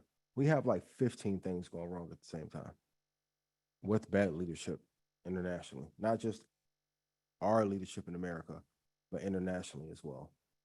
And no one wants to say it, but I will. China real estate market probably is the biggest Ponzi scheme the global economy has ever seen. And it's on the verge of cratering. Well, that's like everyone says that I'm wrong. And I'm gonna say this definitively. Everyone who criticized my takes are not a better investor than me or trader. TikTok, I said a year ago, going to surpass Facebook. They are almost at the same level of Facebook right now. Bitcoin, 59,000 going to 20 back up, call the number of days. Who else but me? When you say TikTok is almost at the same level as Facebook, Look at number of users, revenue, impact. If you look at minutes used. But they're nowhere near. When you look at the number of users or revenue, they're actually nowhere near Facebook. Mark Zuckerberg will cut off his left foot right now to be able to legally buy TikTok. No, I understand it, but I think that there's still a long way to go before TikTok is on Facebook's level. Google. I'm just throwing it out there. I'm just throwing it out there. I'm just playing God's advocate. Thank you. Average time on TikTok globally, 52 minutes, 28 minutes on Instagram. So what is it for Facebook? But TikTok will go ahead. These are not my views. Can we look at use? Because I know Facebook has over 1 billion users. Just Facebook. Instagram, when you add Instagram, yeah. And Instagram has 1.3 billion users. Okay. TikTok has 1 billion, 700 million growth in 3 years. So they're not close then because Facebook has 1.5 billion. How many people are using Facebook? A lot. I got the numbers. Yeah, a lot. I don't want to ruin. A lot of people that still use Facebook. I haven't made it into the building yet. I don't want to ruin the relationship. The key is to stay young. Well, yeah. You gotta And you have to innovate. You gotta skew young. You gotta skew young. Skew young. And so shout out to our family. Even a boomer starting to hate Facebook. They're going to IG and Snap. You gotta skew young. Skew young. No, they definitely And you have to innovate. They have problems. Facebook has a lot of problems. This is true. Trust me. I'm not trying to solve at least 10 of them, but I they got a lot of We problems. can help. But they still, they're still the king of this Yeah. situation. Yeah. But TikTok is Of what? TikTok is formidable though, and they're skewing young. Every day. They're skewing younger and younger. And that technology, I mean, that eye recognition technology where if you look at something now, I think you don't even have to swipe. Like if you look at something for longer than a second and now has that recognition. I'm not feeling TikTok though. I've never used it. Why? I ain't like it. I never used it. They try to block our content. You can't say anything on TikTok. Like they're very you can't even curse on TikTok. They gave us a warning, like your account is in jeopardy of getting shut down. I'm like, how is our account in So jeopardy? should they let people, I don't know, like sway an election?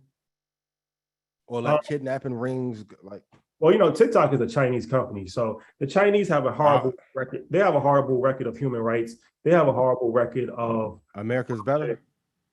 No, I'm just saying. So it's like I don't trust TikTok. They're not like to be trusted. They're just as bad as anybody else, or probably worse.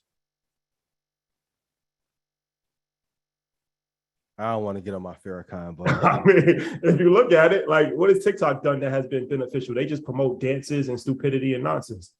They're not to us. Exactly. But that is our enemy. That is their job. But what do they promote to their culture? It's not that. That's my whole point. That's my whole point. That's why I'm not feeling TikTok. Why don't Instagram and Facebook promote something more positive? They'll let beheadings go and then take off Umar content. Don't bring this up in my meeting with Zuckerberg, please. Our content has done good. Yeah, of course. But there's a lot of that's positive. I agree, but there's a lot of BS they let fly. I done seen more, and I wasn't in the streets. I was just like on the porch looking out. For the record, I done seen more drive-bys and more killings happen on Facebook Live than any other platform on earth. You can police that. Perhaps. Ain't no perhaps, boy. Yeah. Most people that I know that never saw anybody get shot in real life saw their first killing on Facebook or Instagram. Who that benefit? I don't know, but it's there. And TikTok on that ass, and they're scared. We'll see. Trust me. I said it a year ago, and the numbers have only went in TikTok's favor. Oh, they're skewing in the right direction. They're skewing. They're I mean, skewing in the right direction. And even if we look on just us using it too, the engagement and interaction better there. By far. No. The growth numbers are there, right? So It's there. hold on a second. Let me just give you the numbers again. So like the growth numbers are there, right? They got over 1 billion users. But Meta, they obviously have Facebook, that's 2.8 billion. They have WhatsApp, that's 2 billion. We're not going to jump every competitor. Right, wait, well, hold on. They have the top 5. Let's do the knowledge. They got Instagram at 1.3 billion. And then they got Facebook Messenger. That's another 1.3 billion. That's like Fight's fixed. That's 4 out of the top 5. Fight's fixed, Ian. I can bag up 2 bricks and make the The fight is fixed, bro. These numbers are 70,000 capsules a day going on. That sounds good. If that's the case, why? Okay, we want to have a real conversation about what's happening up there. Oh boy, the Winklevi twins put so much pressure on him. And for everybody who's like, you shouldn't talk like this about this is what got me in the buildings. Being honest.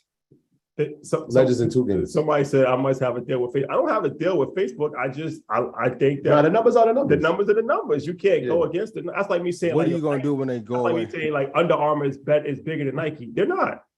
Those are monthly user numbers, right? That's monthly, right? If they were truly dominant, How They many would people on take the one planet, brand bro? versus one. How many people on the planet? Uh, a lot. Everybody. Like 8 billion. They got almost. Oh, okay. They Just got, one they, age. they got the population of the world. Are Half we- the population of the world. And scrub that data illegally. If that's the case, we got to say Wells Fargo. Okay, great. Let's get in the leather jacket time. Then Wells Fargo got to be the greatest thing going. They did the same about that. shit Go at there. Facebook. Listen, I started out on Facebook in 2005 in Stevie G. Dorm in Indiana University. Most of the internet street cred that I got on investing came from Facebook. It's not the same product, not the same team. No, and the Facebook app and platform itself has not innovated in 8 years. You know, everybody be like, yo, Ian, crazy. No one ever says that I'm fucking lying. You know what they all say? They better than me at investing and trading. I'm telling you, if that's why ain't Zuckerberg made nothing in the last 10 years then? If we want to have an honest conversation. They have. Huh? Instagram They has bought that. Mikhail was my designer that made that UI and got bought. Well, Sailed off into the sunset. They didn't fucking build that. that's the best thing to do is buy something that's already working. But Is that- what happens when the government now we said it at Josh's event. Now, when all the regulators hate you and all the hedge funds hate you because they thought you was a pompous asshole on that road show, now we're gonna block every deal and we're gonna put in the wink of our twins to help destroy you and block your crypto. And now you can't acquire nothing over $50 million. What you gonna do? We'll Gotta see. bring it down. We'll see. Yeah. But the fight's not over yet. But we'll see. It's interesting. Yeah. But as of right now, today, we can agree Today. that Facebook is supreme. We can agree on that. Meta. Meta. Give them that proper respect. It Meta. was crazier when I said it last year. And has TikTok grown faster? Like Facebook right now in the Wizard Jordan years. And I'm saying it's going into a meeting with them. Good luck on the meeting. Let's do this. I know what my value is. Let's get This shit talking got me into the meeting. let's get.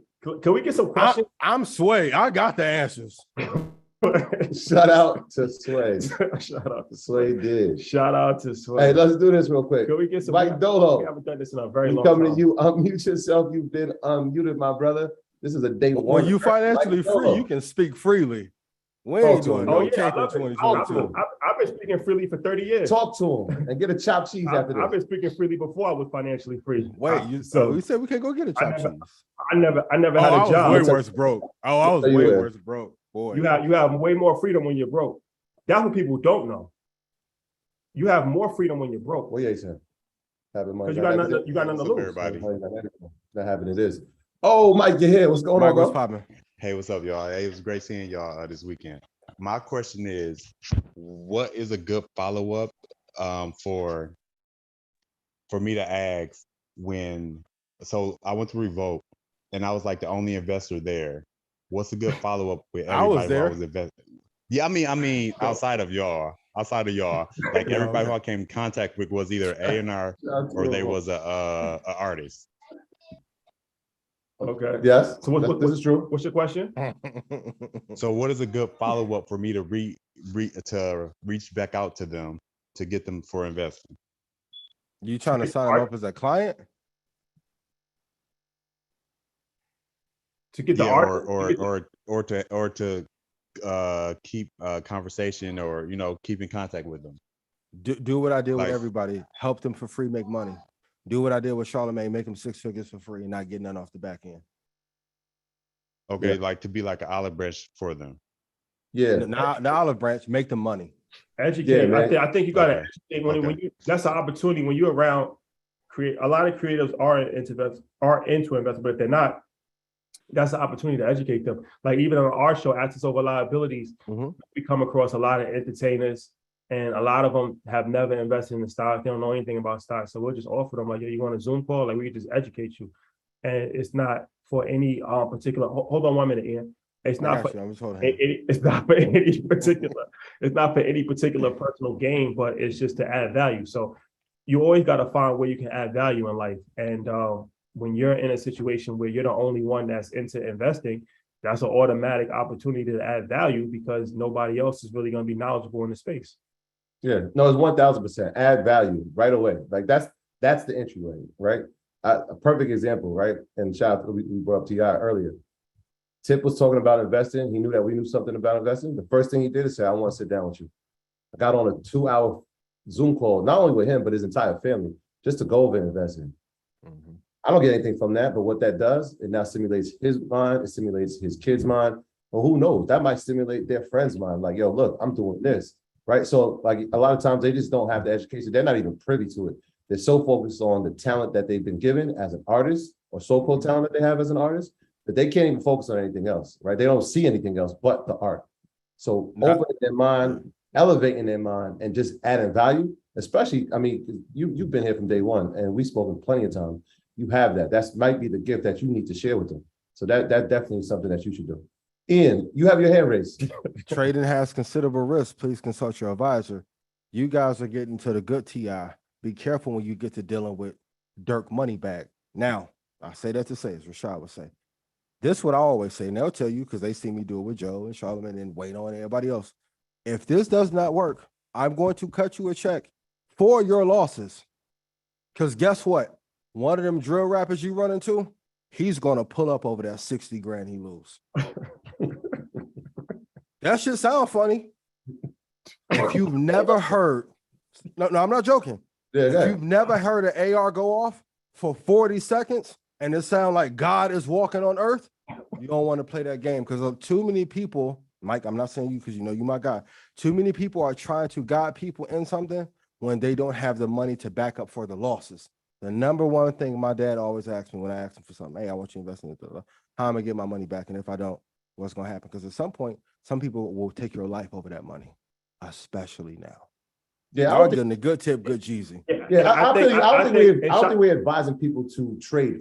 Like, well, we're not telling you to trade. Even long term. Listen, no, I'm just saying, give them the education about. Well, the thing you get killed over wrong education. What is, happened to all the options people a year ago who was talking crazy about us? They're dead now. The thing about it, I think when you give education, you have to be responsible. So before I was an internet celebrity, I actually was a financial advisor licensed for 12 years. So I used to speak to people every single day, and I used to give them education every day. I actually did it for a living. And when I gave them education, it wasn't never telling them, I'm gonna double your money, I'm gonna quadruple your money. I never even make any promises like what to invest. It's an education of this is an index fund. This is how you invest in the stock market. This is an ETF. So I think a lot of times, like, we get so hyper sensationalized in social media that, like, people are just expecting everything to just be a microwave. Like, if you talk to somebody, like, you're gonna be telling them, like, this is the play to run. But I think we got to get back to the education and let people make their own decisions. So, and all education not created equal either. But it's not. But like I said, I can only speak for us and me personally. So like I said, like, when I was doing it for a living and what I'm doing now, it's the same. Like, it's based off of education. Like, you know, I'm qualified to speak because I actually do this for a living. You got people teaching podcasters how to grow a podcast, and they got 19 listeners. Yeah, well, you know, it says a lot about the times that we're in, but it's also up to the people to vet people properly. Mm-hmm. You got to put some responsibility on people also. We can't just always put all the responsibility on everybody else. You got to, as an adult, it's your responsibility to listen to the right people, to vet the information, to process the information, and then act on the information. Like, nobody's little kid. Even after you get the information, like, even here, when you listen to the information, even after you get it, it's still a responsibility on you to say, all right, I'm going to take this information, I'm going to apply it to what I know, I'm going to get more information to make myself as educated as possible before I make any decision. Yeah. Roy said it. One of y'all lose. Never had it. But you all right about that. Say it again. Hold on. Time. I'll say it again. Mike, clip this up. Go ahead. Check the FINRA. Google it. You can check my FINRA record. 12 years, never had a complaint. That's a different talk. And don't mention my name if you ain't been to that exchange. Shout out to the I'm going tomorrow. Put that in my bio, please. Mike, we appreciate you, bro. Please. But yeah, self-accountability is very important these days, man. A lot of people always want to blame somebody else for their. You cannot blame. It's nobody's responsibility except for yourself. You have to take self-responsibility.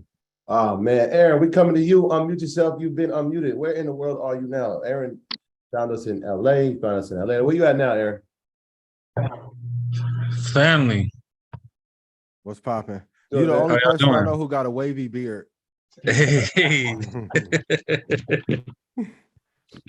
What's going on? hey, man! I wanted to talk to y'all about this beautiful bear rally we got going, or bear market we got going, Mhm. and ask what you think about A bear market in ass. say that again. Ask. ASK. Oh, I was like, Oh, chill, bro. Pause. short OnlyFans. Bro. Market Yo. Mondays. You porn short. Can we get a you porn OnlyFan Man, inverse don't do me short? like that, Oh, my man. bad. My bad. Don't do me like that. My bad. No, I was gonna say I want to ask y'all about. Oh man, you killing me, man. Killing me. Somebody said pause. Okay. Nah, go So ahead. Miami. yeah, it was a hard pause. Over the next week and a half, are you looking to see a couple bear rallies in here? Because with a lot of the stuff, especially going on this week, in my mind, I don't see the market makers letting everybody just load up on puts eternally because they see everything dropping. There's got to be some rallies in here in the next week and a half, 2 weeks to kill a bunch of these people's stop losses so they can make money back on the way down. So I wanted to get y'all's opinion on that. They're gonna make money regardless. But there are gonna be a bunch of, I wouldn't call them a bear market rally. They're gonna be a bunch of dead cat bounces. Like they'll spike up 15-20% and they'll slide back down until Powell starts to say, hey, I'm not gonna continue to. I mean, and the funny part is like he's keeping most of the promises that he's made on how much interest rates are going to go up. But this is where the whip's on. And if you guys have invested before 2020, especially in the Forex market, it's a lot of fake outs going on right now. And it's not just on the institutional side. It's some retailers pushing the narrative in Discord and swinging things their way and having people to invest so they can take profit. We're going to continue to slide for a little bit, man. Probably until November-ish. So it's going to be maybe 3 or 4 fake outs. So And salute to the people direction. who are actually applying that education, right? Like 5-10 years ago, I don't know how many people were talking about puts. You start, I can only make money when the market goes up. And so people that are putting puts, I know we always suggest if you're going to do puts, make sure, they're within a time range that makes sense. Maybe a month or so out. But yeah, I was going to correct it. I was going to say, a couple of dead count bounces. But to your point, Ian, one of those things in when Powell was speaking, it was like, yeah, he's going to have a couple hike rates of maybe 75 basis points to 1 completely, but there might be additional ones now. I thought like by the end of 2022, he said that going to 2023, we might not have any more, but from the sounds of it, it looks like we're going to go into 2023 with some more hike rates. I mean, even just us personally, like we may tease some stuff out, but you never going to reveal like 2023, we plan to remarket and put our face on all the Skittles in Australia. Why would the Fed do it? The Fed still is a operating business. So he may signal, but I told everyone when he came on and said, hey, things are going to get rough. I've never heard a Fed chair talk like that. That was the plainest the Fed chair has ever spoken.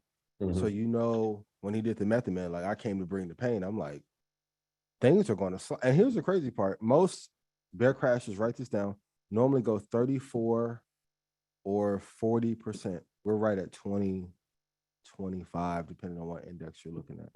We have some more room to go down. Yeah, I'm glad you brought up those percentages because that was going to be like the part B to that is because there's still room to fall.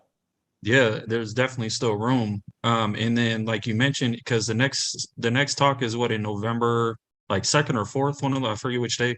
Mm-hmm. And he's expected. I mean, he outlined saying that he's pretty much going to throw up another 50, 75 basis points in there. Yeah. So I mean, it's like I'm kind of trying to follow what you've done in the past, Troy. So like my options, I'm putting them like a month out. I'm not really messing with weeklies right now. So I'm doing them, a month, 2 months out to give myself a little bit of wiggle room to be able to operate through those bounces and whatnot. What question I'm gonna ask you? Yeah. How many trades are you taking for the year, and are you over your amount of trades?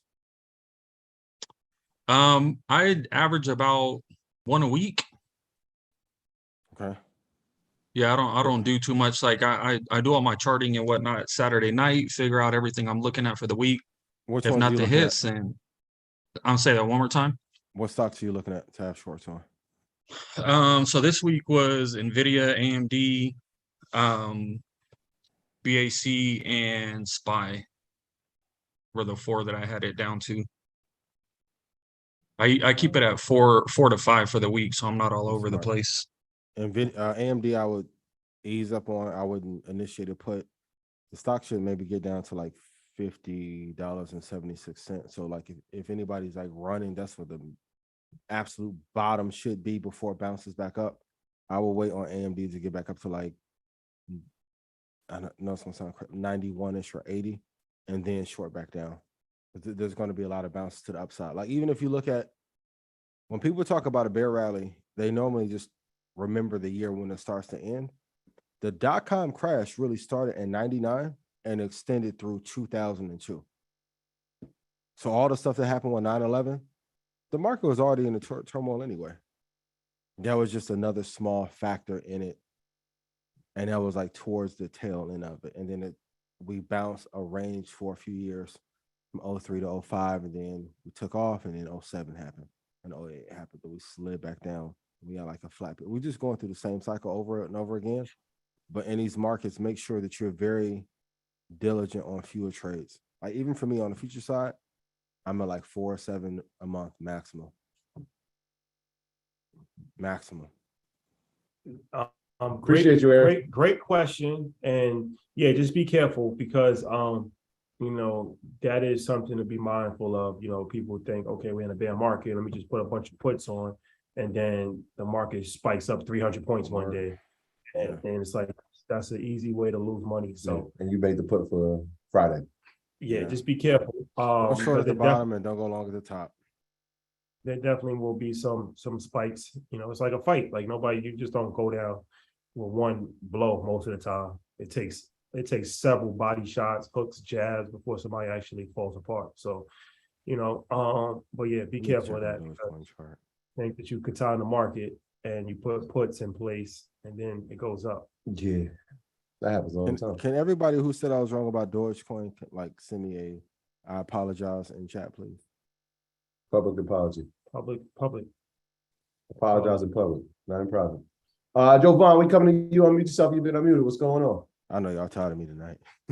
Man, what's up? What's up, guys? I cannot believe I'm on live. Let me tell you something. I actually went to your Chicago event a couple weeks ago, and let me tell you something. It was some gems there, and it was unbelievable. I met people who came from Detroit, people who came from Cincinnati. I came from Fort Wayne, Indiana. It was worth the drive. Hey, shout out Fort Wayne. 260. Now I'm trying to tell you, please, people. I don't care if you got to ride with anybody. I don't care if you got to sell something. You please got to go to the next EYL event. It is life changing. I'm trying to get into real estate. I met MG, the mortgage guy, changed my life. Got the book. I would have paid $100 for that book. I'm telling you right now. But my question is, I've been listening to you guys for about 2 years. I parlayed that to getting 2 promotions the last 2 years to give me more money to invest. Congratulations. Thank you, man. It's basically up to you guys. You guys gave me that vision and I executed. To the point now to where I paid off all my debt, my credit cards, and I'm up to I can invest about $2,000 a month now and still pay all my bills. And I got a life insurance for my kids, funeral plots, all that stuff, all for you guys. You guys gave me that to bless my family. But this is the thing. So I know I want to get cash. Okay, I got $2,000 a month, but I still want to be able to invest $500 a month into crypto, $500 a month in stocks, and put $1,000 in cash because I want to start trading here in about a year. I want to get my practice in. So my thing is, got to get 300 trades in. Yeah, should I just stick with the Microsoft, Apple and Apple, VOO? Bitcoin. No, Apple, Bitcoin. Okay. If you need crypto stock right now, Apple. That's the biggest. Second, if you need a second one, I would do Google. Okay. The trading thing, you said yeah so fast. Snipers, please back me up. You said yeah so fast, it makes me think that you're gonna start trading in 4 months. I don't want you to burn through that money. No, I'm part of your stock club. I've been listening. I've been doing all that. I do videos about 2-3 hours a night every night. Back from with Chris and a part of your club. Also as far as EYL and also even the old videos you guys do. But my thing is with my portfolio, I have Apple, Microsoft, Nvidia, Google, and Amazon and VOO. I actually did it backwards. When I first got you guys, I didn't have any money. So it was like 2020. I put everything into tech. And then after I went back and listened to some more videos, I was like, man, I did it wrong. So I just now started to add to my VOO the last 3 months. So I'm pretty much 90% tech and 10% VOO. So what I was going to do was with my $500 in stock, I was going to do 100 Apple, 100 Microsoft, and then 300 VOO for the whole year. So starting in January. So in January, by the end of the year, I'll probably be more like 70-25, maybe 60-40, just to give me a good base. And with my crypto, I'm all over the place. I got like 13 cryptos, but I really need to narrow that down to, like you said, the 5. You got to pick something you're gonna be faithful to. You got too many 13, side crypto babies. Yeah, so this is the thing, real quick. So I got Bitcoin, I got Ethereum, I got Polkadot, Cardano, Chainlink, ARC, I got Polygon. So even when you guys have BitBoy on, and also you guys, I've been taking a little bit of that and putting a little bit in. The problem is I bought it all the wrong times. So I got in. How you on Stock Club and then got in at the wrong time? Well, because because I couldn't. This is the thing. I didn't get in the stock club until about 9 months after, because I had to save up money to pay that 300. Okay, I had to be responsible. I had to be responsible. You got to clean it up. You got too many side crypto babies. Right. You're gonna have a headache like how I used to when I used to cheat. I need you to pick 3. I know. I thought Bianca was everything too. I'm a hold on. No, you're gonna lose all of them. Pick 3. I want you to pick 3 right now. Bitcoin, Ethereum. Who else? See, the other Ashley don't love you like your man. Pick the 3. You know what? I'm gonna say Polkadot. Why? Tell me why. Well, I've been trying to do more research about the smart contracts, and because Cardano, Polkadot, and even Chainlink. My biggest thing with Cardano is it's going to automatically get that push one, because I do feel between Chevron, and it's like 3 or 4 other oil companies I've been looking at. They're going to try and merge or do partnership with Cardano for the clean energy and the fees. But also, I think Polkadot, what I looked into, they've been putting so much money and so much partnership the last 4 or 5 years. I think it's going to be a natural gravitation. I think Ethereum right now. I'm sorry, go ahead. I'm going to cut you off, but even if Chevron does do a deal with them and then oil prices go back to normal in 14 months, if that's your catalyst for investing in it, that can't be a primary reason too.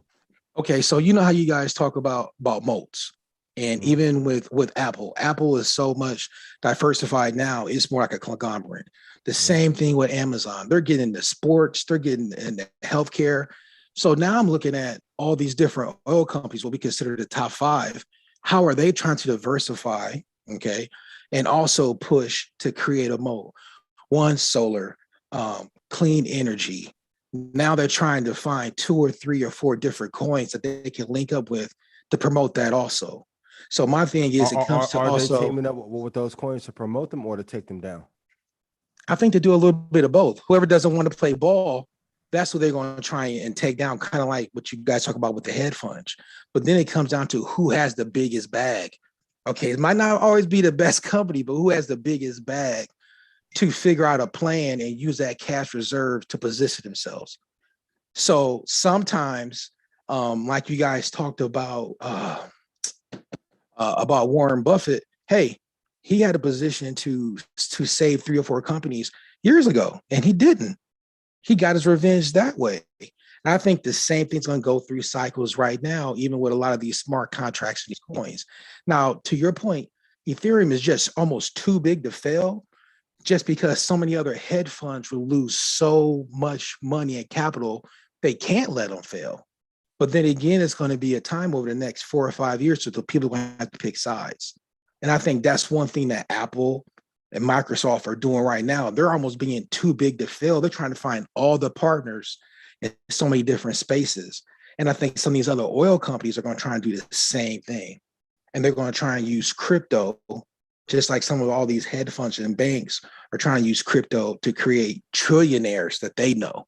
So what wants to stop Elon from coming in and eating a lunch and just say, fuck it, I'm gonna do it with Cardano and I have a bigger space and a better reputation in crypto? Or better yet, the same thing with Apple, even if they don't get their own coin.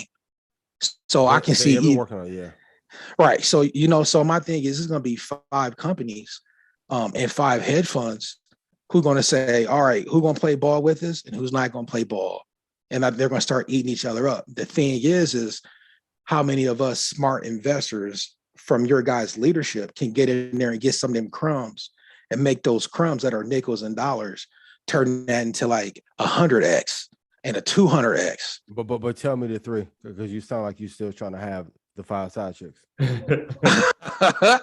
used to do it too. We from Indiana. So I know. So no. I go to Terre Haute, Fort Wayne. You're right. There you go. Bloomington. Hour apart. Right. You got to coordinate. You know what I mean? Right. So I'm gonna go Bitcoin, Cardano, and Ethereum. But my average move is right now I have Bitcoin. I have 35% of my portfolios in Bitcoin. And then everything goes to pretty much like 8 to 10%. I even have our Avalanche and Solana. So I was even thinking to even cut those down to the beginning of the year. You got some S coins you got to cut. And sell those. Well, according to you guys too, I mean, I would say all the blessings. I got me a CPA. So, and create a LLC all in the last 2 weeks. And I'm down on Square, but there's other things to where I can sell and get that loss and write off on my taxes and even roll it into next year.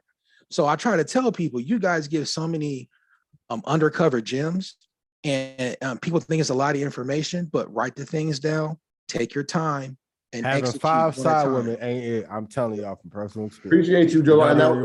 Appreciate you guys, man. Thank you so much. I like the 3 though. That was a nice little gem that you that was actually a very insightful crypto convo. We haven't spoken about crypto in a while, so I was glad you called because that gave us a couple minutes to actually just speak about crypto. And he obviously has done a lot of research and has implemented. More importantly, he did everything. He got a life insurance policy, CPA. He got the CPA. He got an LLC. He's invested in stocks. He's invested in crypto. He got 2 promotions on his job. He's like the poster boy for. They said that I ran over the guidelines tonight, but it was well worth it. No, he was good. He was good. That was a nice all the questions. Gem at the end where he's talking about the tax, where he's taking losses in some of his trades, but he can spread that out over the course of a couple of years. So that's a nice little tidbit. His CPA probably put him on. That's a good CPA. Shout out to him or him. Earn your leisure, put him on. Yeah, I know, but he said his CPA. He's working with a CPA to just implement it.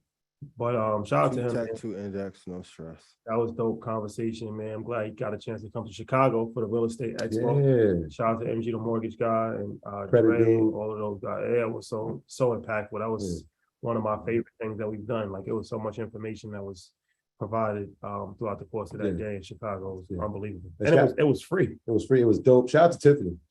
She's the day one that ran up with me. A lot of people was just happy to talk to us and get insight, especially in the credit field. Credit dude was amazing. Shout out to Chase that was part with us on that event. It was incredible. But yeah, shout out to everybody that pulled up. That was dope. We got another one coming. We're gonna reach it. And if you guys happen to miss Chicago, join us in London and in New York. A living testimony. London, New York. It'll be a legendary situation. I pinned the link to the Market Mondays live show. Ian has a bunch of different things that he's going to be giving away if you come to Madison Square Garden. Undeniable. I have read it earlier in the show, and it's a long list of things, but this is something that's extremely important because we are in economic uncertainty, and the only thing that's going to save you at the end of the day is your education. So, you got to invest in your education. You got to be at the right places at the right time. You got to network. You got to expand your mind. You got to see things, and you can only, the YouTube and Instagram and all that is cool, but it's nothing like in-person experiences. Yeah. So, when you get opportunities to, actually have, information provided right in front of you, but then also be in the room with 6,000 people, like-minded situation, I think it's extremely important. And just to kind of, give over some highlights of what will be provided for every single person that is there. 4 stock club call sessions, entry points into 4 stocks, 4 crypto, 4 swing trades, 4 crypto trades, 1 live trading call with Ian and the dream team. A You raffle, getting choked up on the value. Go ahead, brother. a raffle one-on-one session with Ian. Access to the new sniper program, which will be released in 2023 with 5 new trading strategies, 50% discount on merch, varsity jackets, and other merch.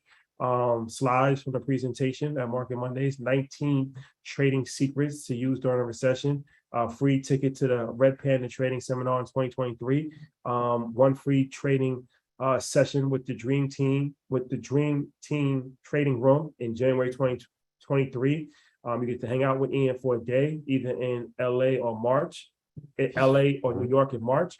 So, I mean, all that alone is obviously worth a lot more than $75. So it's like, especially if you live in the tri-state area, it's no excuse. If you live in New York, New Jersey, Connecticut, Philadelphia, there's no excuse for you not to come to this. Atlanta, bring that Waffle House and Boston, there's Yeah. no excuse. No excuse. Literally, there's no. I'll find it hard to believe why you didn't come.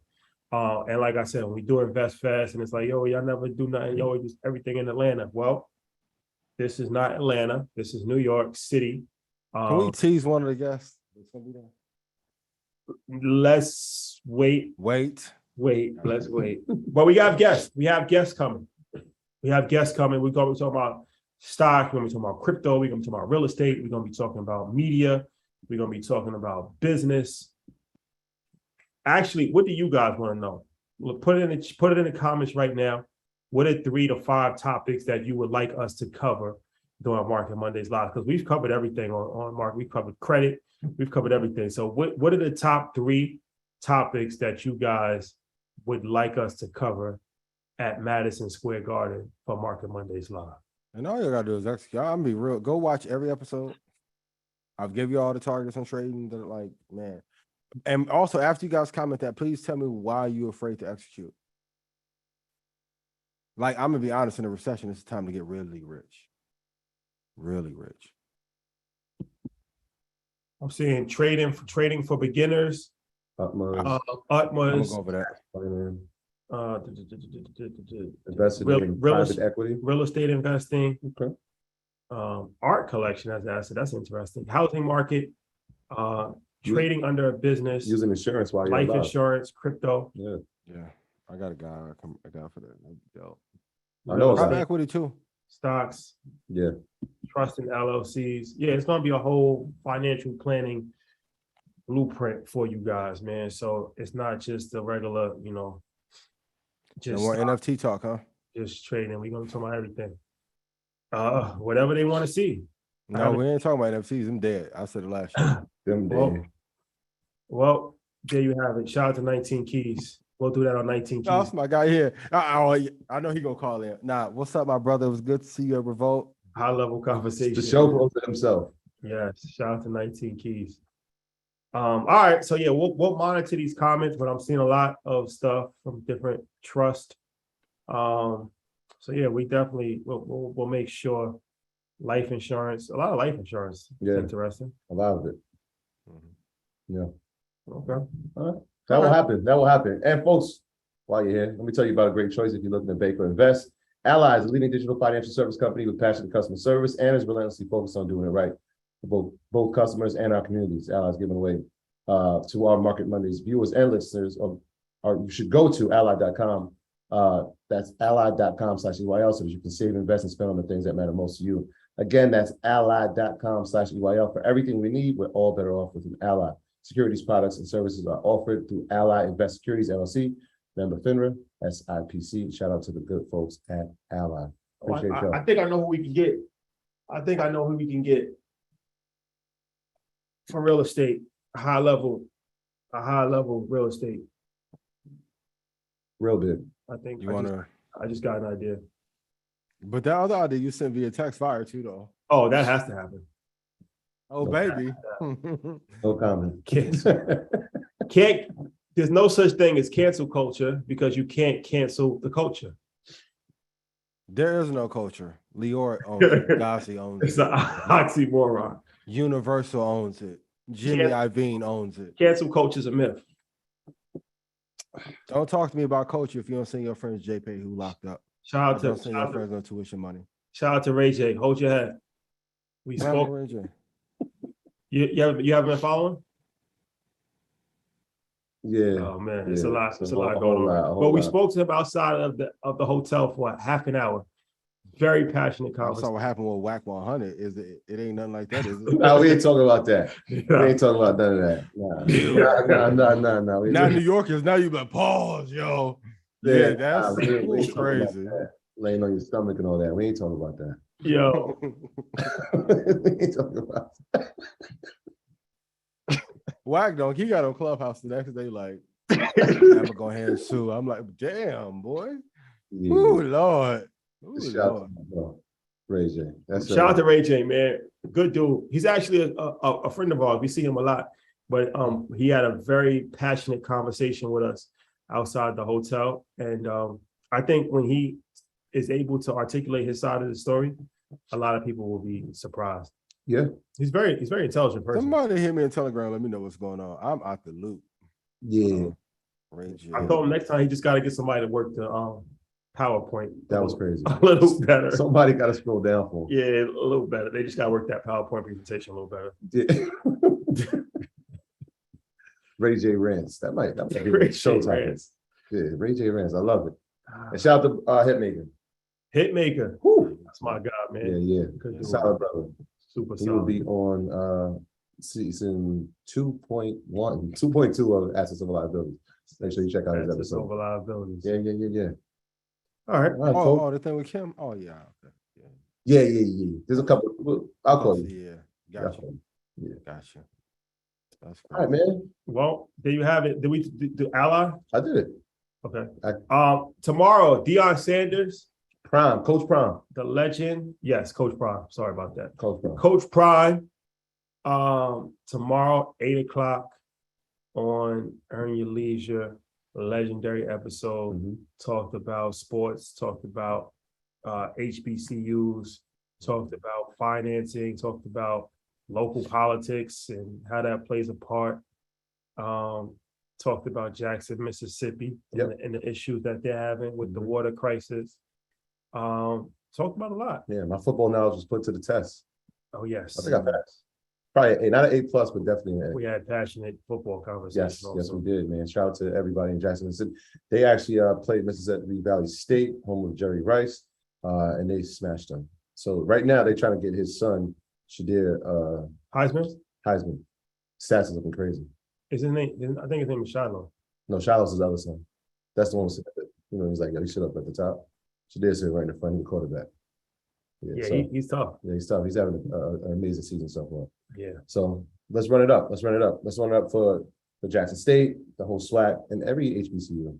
HBCU, man. Shout out to all the HBCUs. Yeah, he's got a vision not only for Jackson State, but for all HBCUs. If they could just get the business right, it could be something very special. But we got to get the business right. So everybody that's listening, that can help, watch the episode. I want y'all to figure out how It's gonna be a fire one. And if you're an alum from an HBCU, that's important. that he gave us a statistic, only 6% of alumni actually give back to HBCUs, where other colleges is a much higher.